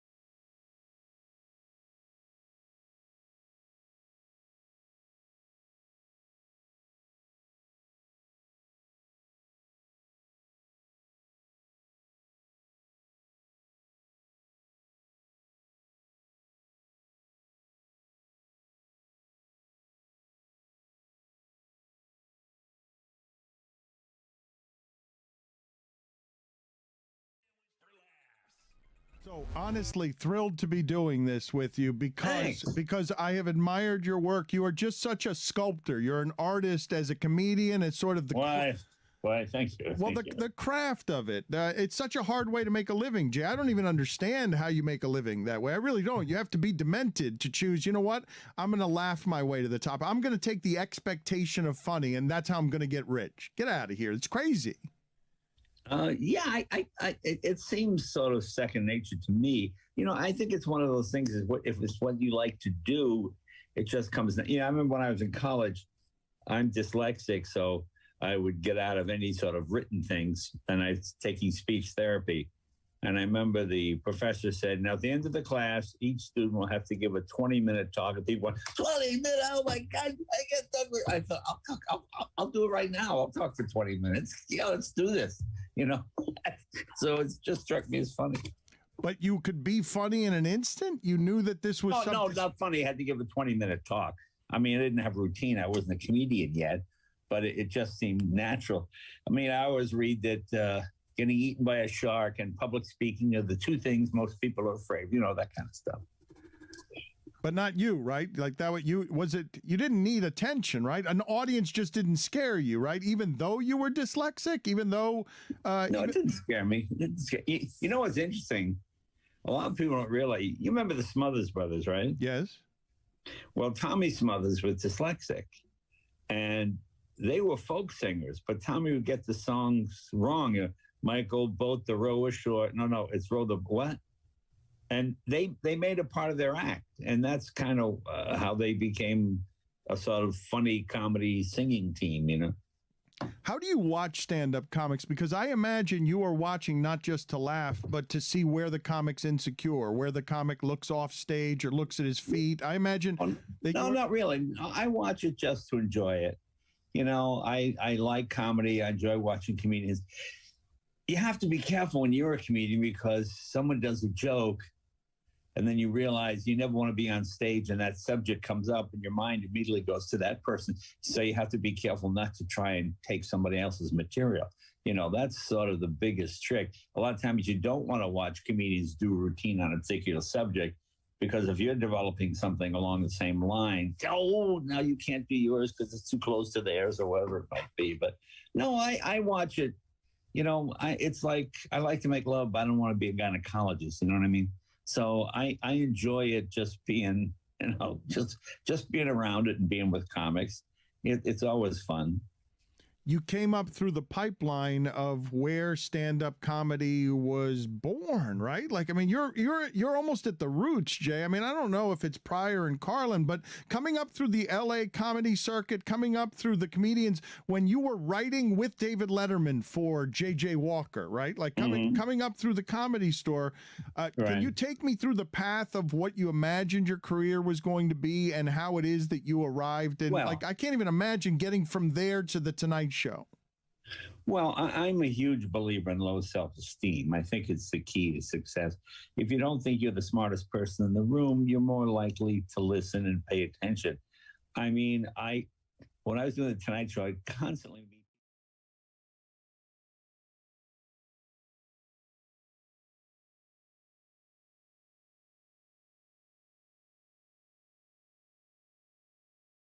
Coming up today on the Alley Oop, we get the top 5 NBA crash out lists out in front of the people ASAP. What else we got, sis? And I give my midseason MVP award, and it is not who you think. Lock in. Lock in.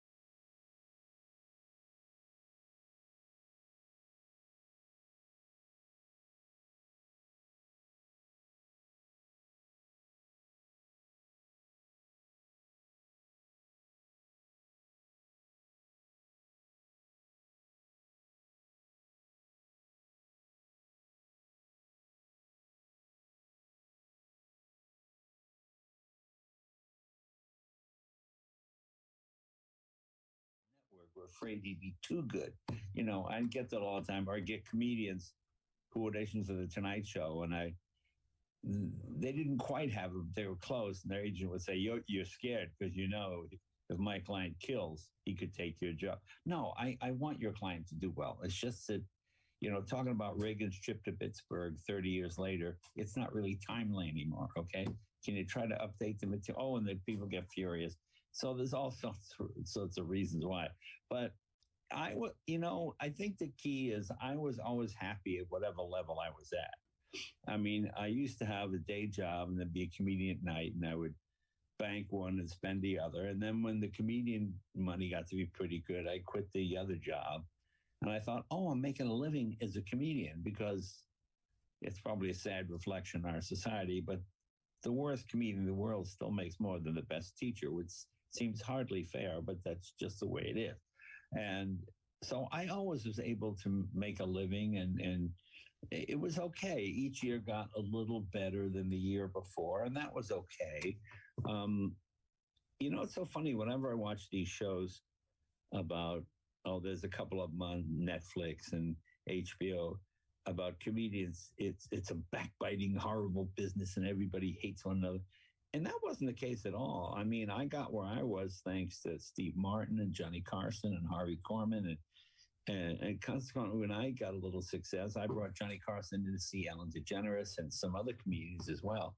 And you can't do every job every day. So I've always found comedians to be extremely supportive. Whenever one of us, by one of us, I mean Letterman or me or Seinfeld or even Robin Williams, if you watch my first Tonight Show from 1977, you hear this in the back laughing in the audience. It's Robin. Robin was sitting in the audience, kind of helping me out and giving me a little encouragement, And consequently, when those guys did the Tonight Shows, we all went and would laugh it up for them, whether it's Merv Griffin or, Mike Douglas or any of those shows. So it's actually quite a nice way to make a living. I mean, yes, there are horrible people in it, I suppose, but I didn't run into too many of them. I met far more nice people than bad people. What do you regard as the happiest time in your professional life? Because I remember, I don't know how many times you appeared on Letterman. I remember a stand-up act specifically that for some reason, I don't know whether it was discovering you, I guess, but you were on stage and you did something about Mr. Universe, and you held your fingers under your chin, and you made some other interplanetary weightlifter was furious because we had decided I should have won. I got that bit. Yeah. Something about how did Venus win? I should have won. It was how they have Mr. Universe. If there's the happiest time yesterday was pretty good. But, the happiest time was probably when I was doing Letterman show every month. About every 4 weeks, I do a Letterman show. And it was the first time that I got to be on with a contemporary. Because, like with Johnny Carson, like when I see him, oh, hi, Mr. Carson, call me Johnny. Well, when you grow up in New England, you grow up, you don't call parents by their first name. Jay, these are my parents, Bob and Agnes. Oh, hi, Bob. No, I'm Mr. and Mrs. Minicelli. How are you? Nice to meet you. So to me, it was always weird doing Merv Griffin or Mike Douglas or any of those shows, because I was talking to an adult and I was essentially a kid. And then finally, when Letterman got a show, I could want to go, hey, Dave, nice tie, Dave. What a dump this studio is. And just, trash, which you couldn't do with Johnny just out of respect or out of deference, So that was the most fun to me. And you really got a chance to be yourself. The fun thing about doing Letterman in those early days was making Letterman laugh on the way to the joke as opposed to the joke. Letterman was a guy who always got nervous before he went on stage. I didn't get nervous.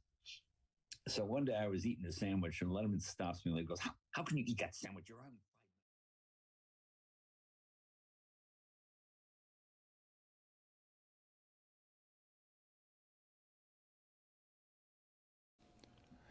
Andrew Friedman is going to join us here, and he's basically changed and revolutionized and ruined baseball.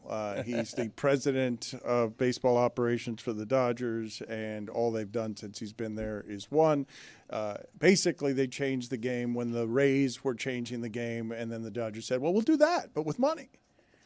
We'll do everything you guys are doing and with more money than everyone else. It's like, you know how to do this baseball thing? Yeah. Why don't you do it over here for absurd amounts of money? You can win 90 games a year with no budget. What if we gave you the most unlimited budget that's ever existed in American sports? Right. So we're going to make fun of him about that and play with him about that, because they really have changed baseball. for better or for worse. I don't know the answer to that, actually. Dynasties generally are pretty good for baseball, but also so's hope.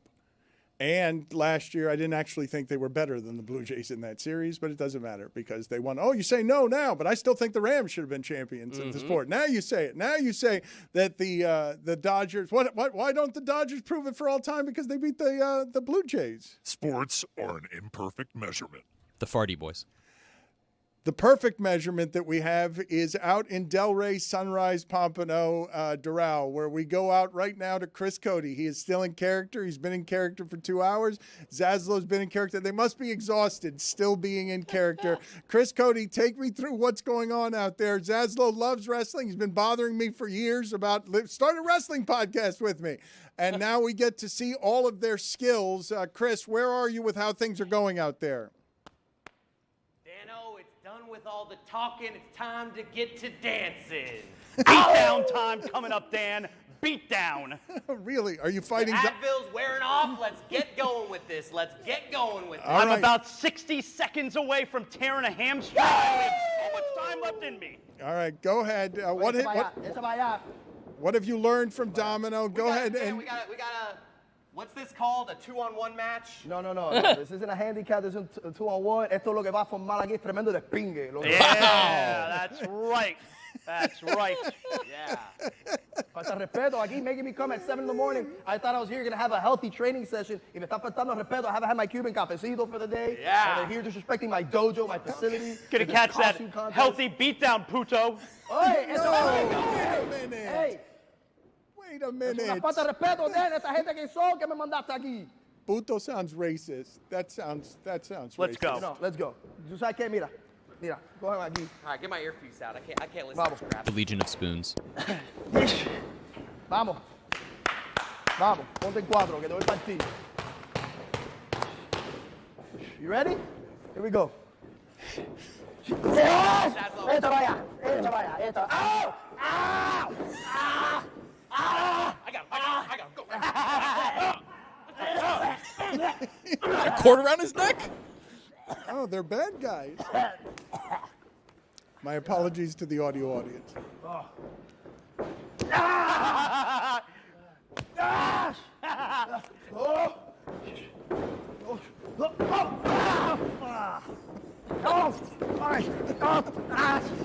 De Niro level kicking there. The Irish. Zaz. I would love to do this as just audio until we get to Andrew Friedman and then don't explain it to him. Get him. I'm jealous of the audio audience. I can only imagine what they're seeing in their heads. Tag me. You think you got this? Chris waved off Zaz on the tap. Yes. He lost his bandana. This your friend? Huh? ¿Quieres otra? Falta respeto. Otra. That's right. Chris, come on. Make sure he doesn't go to work tomorrow, Dan. Come on. ¿Quieres otra? Come on. Cheaters. Come on. Falta respeto. Make sure that you both don't go a la pincha. Oh! Yes! No! Oh! That's right. The hammies might have gone on the atomic drop. Para que todo el mundo vea que se acabó. Thank you. Oh, no. Oh, no. Yeah. Domino catches a chair shot. Oh, you want to choke me? The rope, I thought we were supposed to have a healthy training session. Sonny in chair. Donna! Oh! Welcome to wrestling! Se acabó! Roy, you can't give the Hakeem Nixlaff to Sonny and Chair. Yes, I can, and I did. Roy! 2, 3. I was actually impressed. That was pretty good. Chris actually. ate that chair shot. I want some slow motion stills. Thank you guys. Appreciate Domino all of your work here. I need to promote again. Actually, I should tell people, and you should put on the screen the Bash at the Brew 62 Friday, March 6th. Excuse me. That was excellent. I'd love to see the still of when it is that Zaslow got the knee to the butt. When he got the knee. The atomic drop, Dan. Thank you. But for those who do not know, both of his knees went up in the air. Yes. Well, the face that he made, though, suggested to me that because we couldn't see where the knee was, that the knee hadn't hit the butt. The knee had gone straight up the butt. Like, that's what it looked like. And the visual, the camera work that was on his direct face, if we can still it, I am ensuring you guys that it is quality photograph that will embarrass him for a great deal of time, because it looked like that really hurt, as it would if that were to happen to you. Domino picked up Zaslow. That cannot be easy, correct? Even with momentum, we can agree that it would not be easy to pick up Zaslow, correct? Peanut butter and belly. Roy. Come on, man. That was funny. Roy, Sonny and Chair? Yes, that was funny. But, he's getting Zaz again. Just happy Hakeem Nicks made an appearance. Yeah. Been too long. But it was unearned. It was not deserved.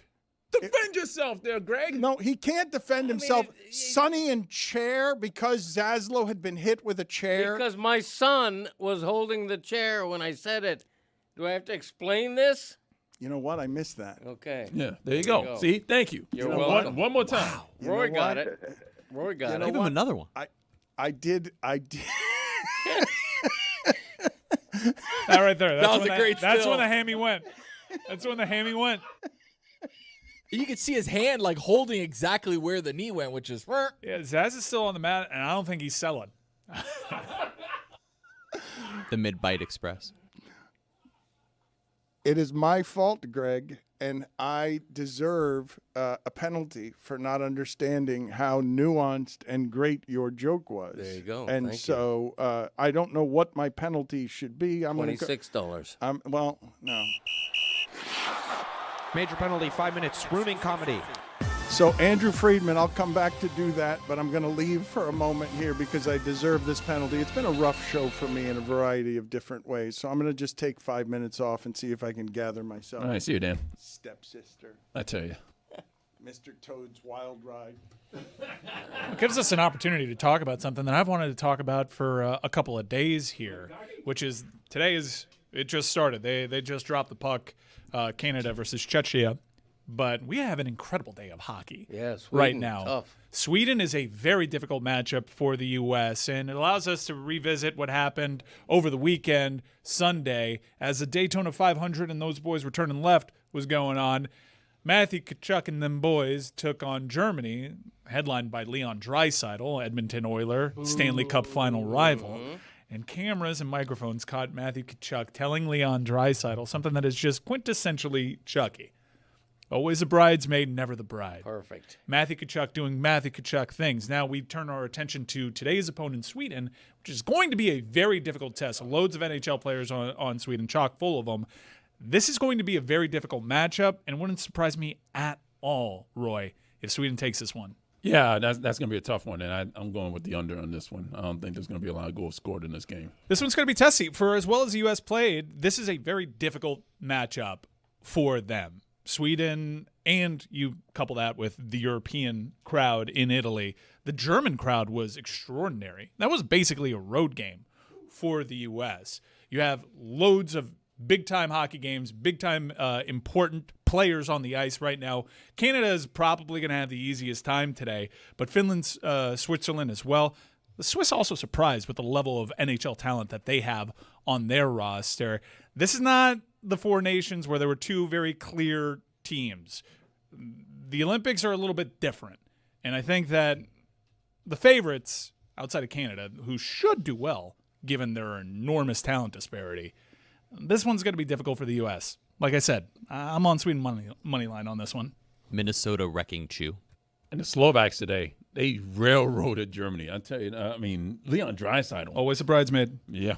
gone. Are we in round robin territory, or is it kind of lose and go home? No, Where- it's the where are quarters. we? They're in the quarters right now. Yeah, we're in the quarterfinals right now. It would be disappointing if I told you the U.S. bowed out in the quarterfinals. This is a great generation for USA hockey, but I kind of favor the Swedes here.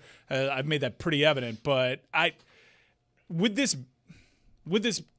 be characterized as an embarrassment for the United States, given what we know about the talent level of Sweden? The fact is, the line's just a 1.5 goal spread in this one. I don't think it would be that huge, but people that kind of tangentially follow international hockey are going to be pretty embarrassed if the U.S. don't get past the quarters. I think it would be an embarrassment. I think the U.S. has to get past the quarterfinal round with NHL guys playing for the first time since, 2014, I think. But let me ask you guys this. Matthew Tkachuk, was asked about comparing a Stanley Cup versus a gold medal in the Olympics, and he basically said something to the effect, well, nothing would beat winning gold for your country. Do you think a hockey player looks at a gold medal above the Stanley Cup or not? I don't know. Matthew Tkachuk is one of the few people that has authority to speak on the subject, being that he's a part of the team that's been running the sport here for a little bit. The Tkachuk family loves putting on that sweater. And the fact that international competition at the Olympic level has been ripped away, seemingly from an entire generation of hockey players, I can believe Matthew Tkachuk when he says that. I really do. They are proud to be American faces of the game. I want to get to Andrew Friedman here, but what you guys are talking about is funny for a number of reasons. There are so few workplaces like this. If in any workplace in your life that wasn't this kind of competitive, someone came by you and said to you, a peer, "Oh, is the bridesmaid, huh?" It's like a cruel thing to say to another human being who also cares about what you do for a living. Like Tkachuk saying that out loud. I know it's normal in sports, and sports are a different place, but saying that, that is somebody, if you said that to somebody in your workplace, that person would either never speak to you again or want to fight you. I don't think it crosses the line. No, it's not that it doesn't cross the line. It's just you're actively trying to not be liked by somebody when you do that. Jeez, McDavid just had the nicest assist to Macklin celebrating. I have so many worse things said to me here every day. Andrew Friedman is with us now, and he gets mean things said to him. This guy gets a lot of applause and gets blamed for ruining baseball. I've admired him because he was a pioneer with the Rays, and the Rays were smarter than everyone else for a long time, and then the Dodgers said, let's do what they do, but with more money than everyone else. And so Andrew Friedman is on top of the sport, and it's really random, and it's hard to be great even with all the money, and he's got 9 division titles, 5 pennants, 3 World Series in 6 seasons. Thank you for joining us, Andrew. If I told you that that's what it was going to be, would it have exceeded your expectations when you started? If I told you it was going to be, given how hard baseball is, if I told you when you started, what's the best you're going to do? What's the answer to that?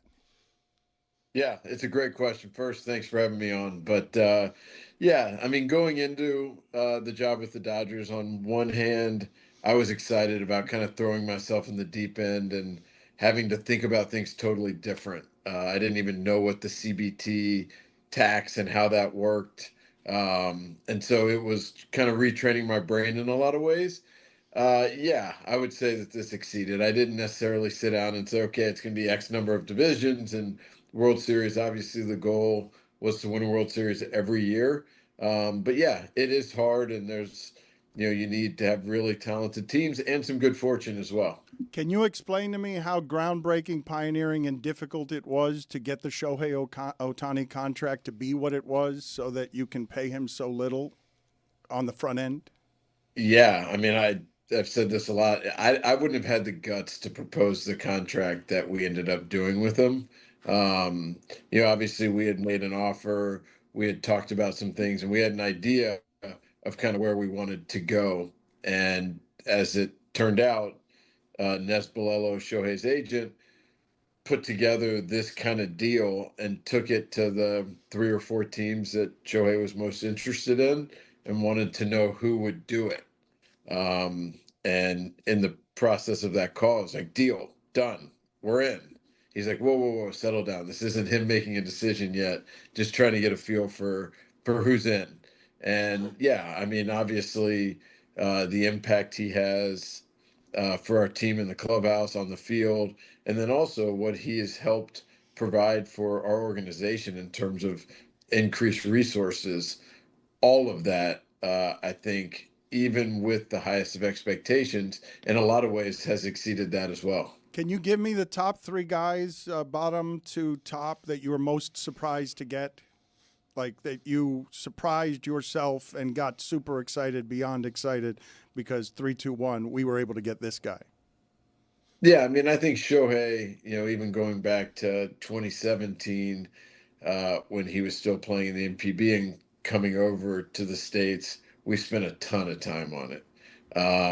We didn't have the DH at the time, but we did everything we could to try to recruit him and sell him on the city of Los Angeles. In fact, hundreds of hours were spent on that. And when the announcement came that he was going to the Angels, my brother sent me a text and said, "Hey, great job selling him on Los Angeles." So it had been, front of mind for us for a long time. And so that's clearly number one. With Freddie, he was someone going into that winter that was at the top of our list, but we just thought the odds of getting him to leave Atlanta were extremely remote. So had very low expectations until that day where the Braves traded for Matt Olson. And that's when we were like, okay, we have a shot. So I would say throughout 98% of that process, we thought we had no chance. And then when that happened, we felt like we had a pretty good chance. There's a number of guys that, we talked about it this offseason. Kyle Tucker coming to us on a shorter term deal. We've seen guys take shorter term deals with higher AAVs, but not when they have a big long term contract as an alternative. We haven't seen somebody, I don't think, turn down a massive long term contract to sign a shorter, more aggressive deal. And so I think throughout that process, we didn't think the odds were very high just because we felt confident he had, a big $300+ million contract, and odds were he was going to take it. So I think until the end, we thought the odds were pretty low. Andrew, when you hear the narrative spoken or written that the Dodgers' astronomical spending is, quote, bad for baseball, what do you say? I mean, I guess a couple of things. One is we are an incredibly healthy organization right now. We are doing really, really well off the field. And, it was 12 years ago, 13 years ago that this organization was in bankruptcy. And so as an organization, we are in a very, very healthy spot. And we feel in a real connection and partnership to our fans. And that commitment to pouring it back in and doing everything we can to win a championship and bring a parade through the streets of Los Angeles. And so it is that partnership that we have with our fans that is a real driving force. And I just like the counterfactual to what, or the counterpoint to us having an aggressive payroll is the people who are upset by it just want our owner to pocket more money. Like, I don't understand the other side of it. We are investing in our team in a way that with where we are, the core of talent we have, we're not being flippant about it that, hey, this will just happen forever. Obviously, we are doing all we can to keep one eye on the present and one eye on the future, and to be as good as we can be for as long as we can. But we are in a really special moment in time with the core group of players that we have. And our mindset is to be aggressive, to kind of back that up and do everything we can to win a championship in 2026. It looks from over here like all your dreams have come true, impossibly so. What percentage of your job is great joy and what percentage is still suffering? That is a great question. I think it's going to give some scary insight into my brain. But, people have said, oh, it must be easier with all the resources. When I was with the Rays, when I was now with the Dodgers, the day-to-day is no different. Whatever you're given, whatever rules you're operating in, whatever payroll budget you have, the players you have, and trying to do everything you can to make them the best versions of themselves, all of that is the exact same. And winning the last game of the season you know, just to give you some insight, my first year as GM was 2006 with the Devil Rays. Knew we were terrible. We finished with the worst record in baseball.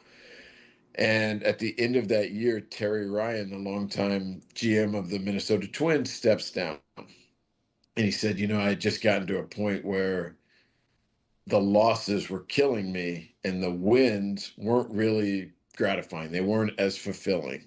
And I was like, man, I am in trouble. This was my first year. I knew we were going to lose 100 games, and I'm already there. So just to give you some insight into how but that bums me out though, because it sounds like you would have trouble enjoying this. Like it's the whole Pat Riley thing of there's winning and there's misery. Until you win, there's not joy, and the daily grind is a suffering. And so the answer to my question is what on percentages? How much joy? How much suffering?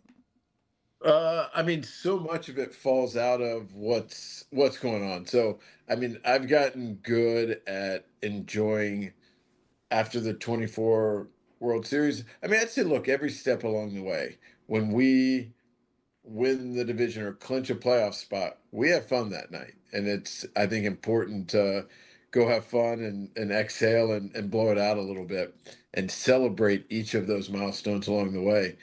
And after the 24 season, after the 25 season, really good times. The problem is 3 days later, you know, you still smell like alcohol and you're on your way to the GM meetings and it's time to focus on the next season. So this job is, you know, I joke about the ebbs and the flows. I haven't really found the ebbs. There's just enough going on where it's hard to soak in it too much. But I've definitely gotten better at enjoying the good things, but a little tortured soul in that in some ways. What are the parts of the job that nobody could possibly understand? I mean, it's such a public job. I think part of it is just nonstop. Just the number of challenges, issues, just with the vast, you know, the size of our organization, the number of players, it's just nonstop, the number of things that are going on. Some are small, some are big. And it is just relentless on a daily basis. Joe Madden said of you, he intentionally challenged people's ideas to create a conversation. How do you do that? When do you do that? Is that purposeful part of your leadership? Yeah, I mean, I believe so strongly in collaboration. And if I am really mired in something, I really value having outside perspective of someone who's less mired in it. And sometimes it's, oh yeah, you're just missing this context. That's not right. Or sometimes it's, wow, you're right. I'm so mired in it. I missed it. So I believe very much in collaboration. That being said, if we're always agreeing, then I'm scared. And so we'll be in meetings and it'll be like, hey, who agrees with this? And if everyone's like, yeah, I'm like, all right, hold on. Let's check ourselves. Let's do kind of a pre-mortem of how this could go wrong, because that's when it scares me. I like when we have disagreement and arguments and, you know, can get at different angles of a decision to make the best decision we can with the information we have. And when we are disagreeing is when I feel best about how we're proceeding. Who's the player most likely to check you? Kirsch was for sure. Actually said it to him. We're trying to get him to come work with us. And just the number of times he would say something to me and be like, hey, why are we doing this? Or have you thought about this? The number of times I'm like, yeah, that's a really good point.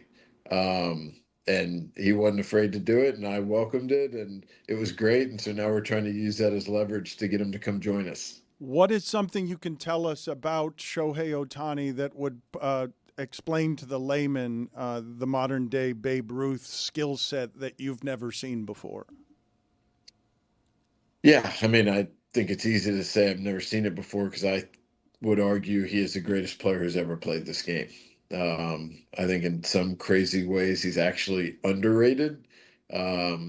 Just the human brain has a hard time comprehending this, but I think his work ethic, the determination, the focus, the relentless pursuit of being great at not just hitting, but also pitching and all that that entails. It's incredibly impressive. And it's funny, after we won in New York in 24, celebrating after, he's like, all right, 9 more. I was like, Shohei, it's not that easy.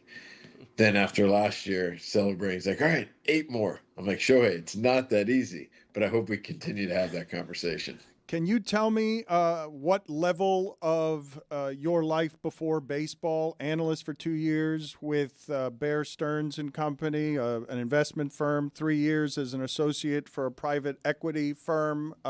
Did you take any of those things over to baseball? Yeah, I mean, I think first of all, just getting out of college and working 80 to 100-hour weeks helped prepare me in some ways for just how to kind of manage a lot of different things. But I think the biggest thing was, in those jobs, information is king, and having as much information as you possibly can, and the art of how to distill that down for decision making, for presenting to other people.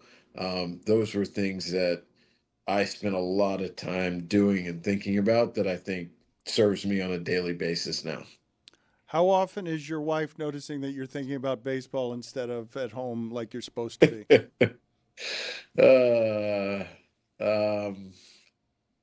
I think I've gotten better, so I'm going to give myself, some like most improved player award, but probably not great.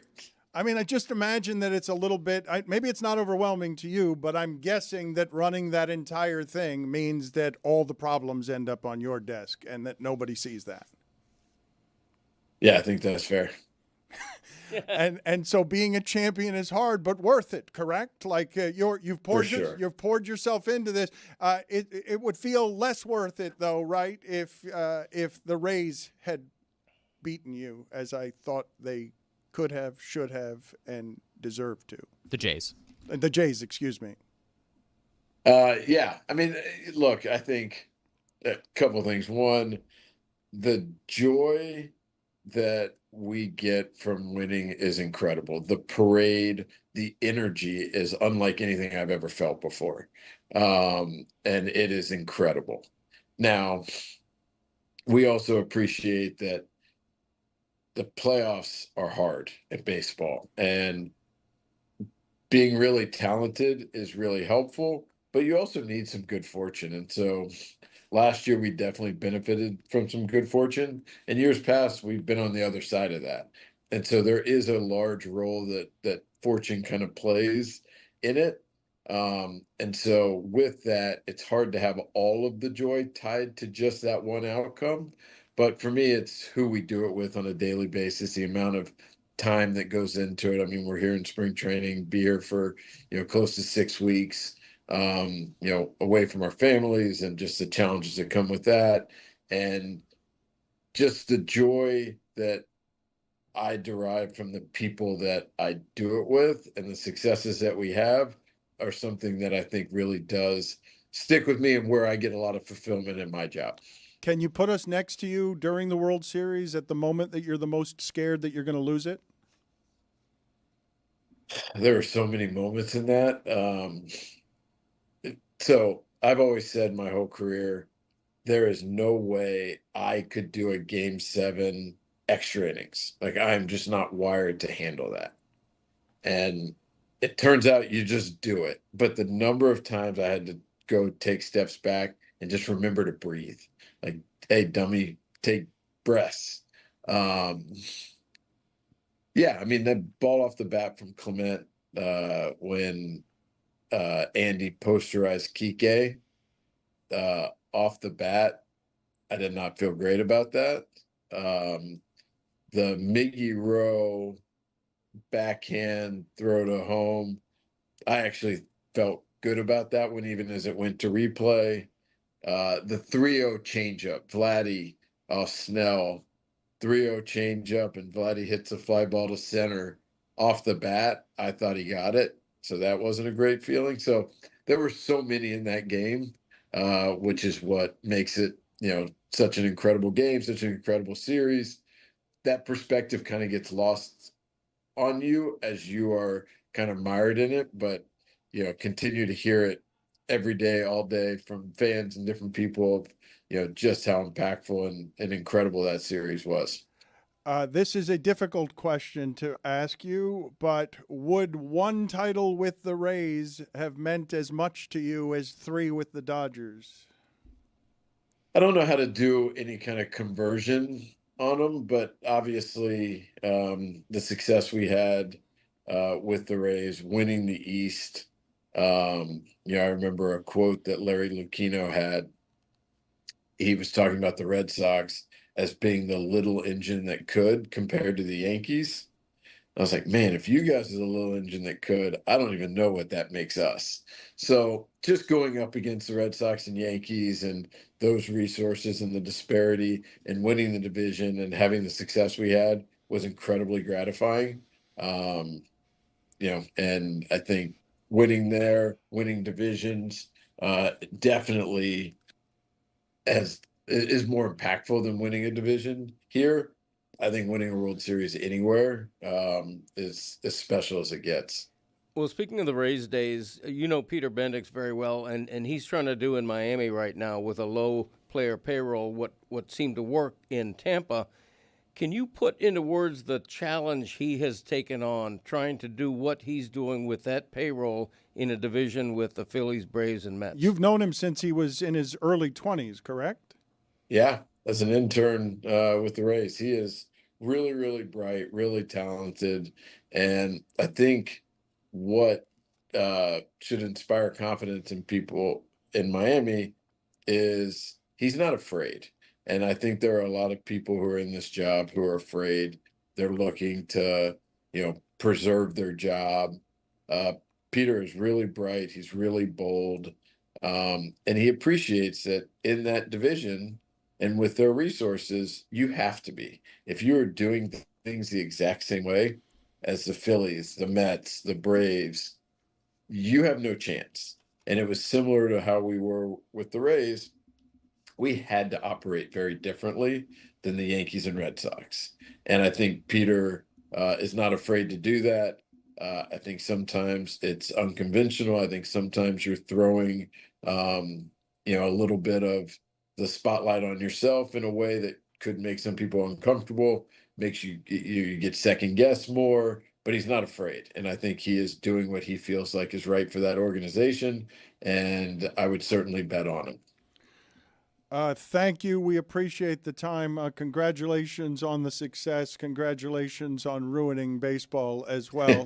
I do have one more extreme question for you as we let you go, though. Can you now tell us the story of one time with the Rays where you were looking at whatever the Red Sox were doing, the Yankees were doing, compared to something that you were doing, and you're like, come on, why do I have to deal with such small-time circumstances here? I don't know. I mean, I think, the Yankees did a really good job, and it all is a matter of perspective, but, we had to be really aggressive to try to innovate and to think about things differently and approach things differently.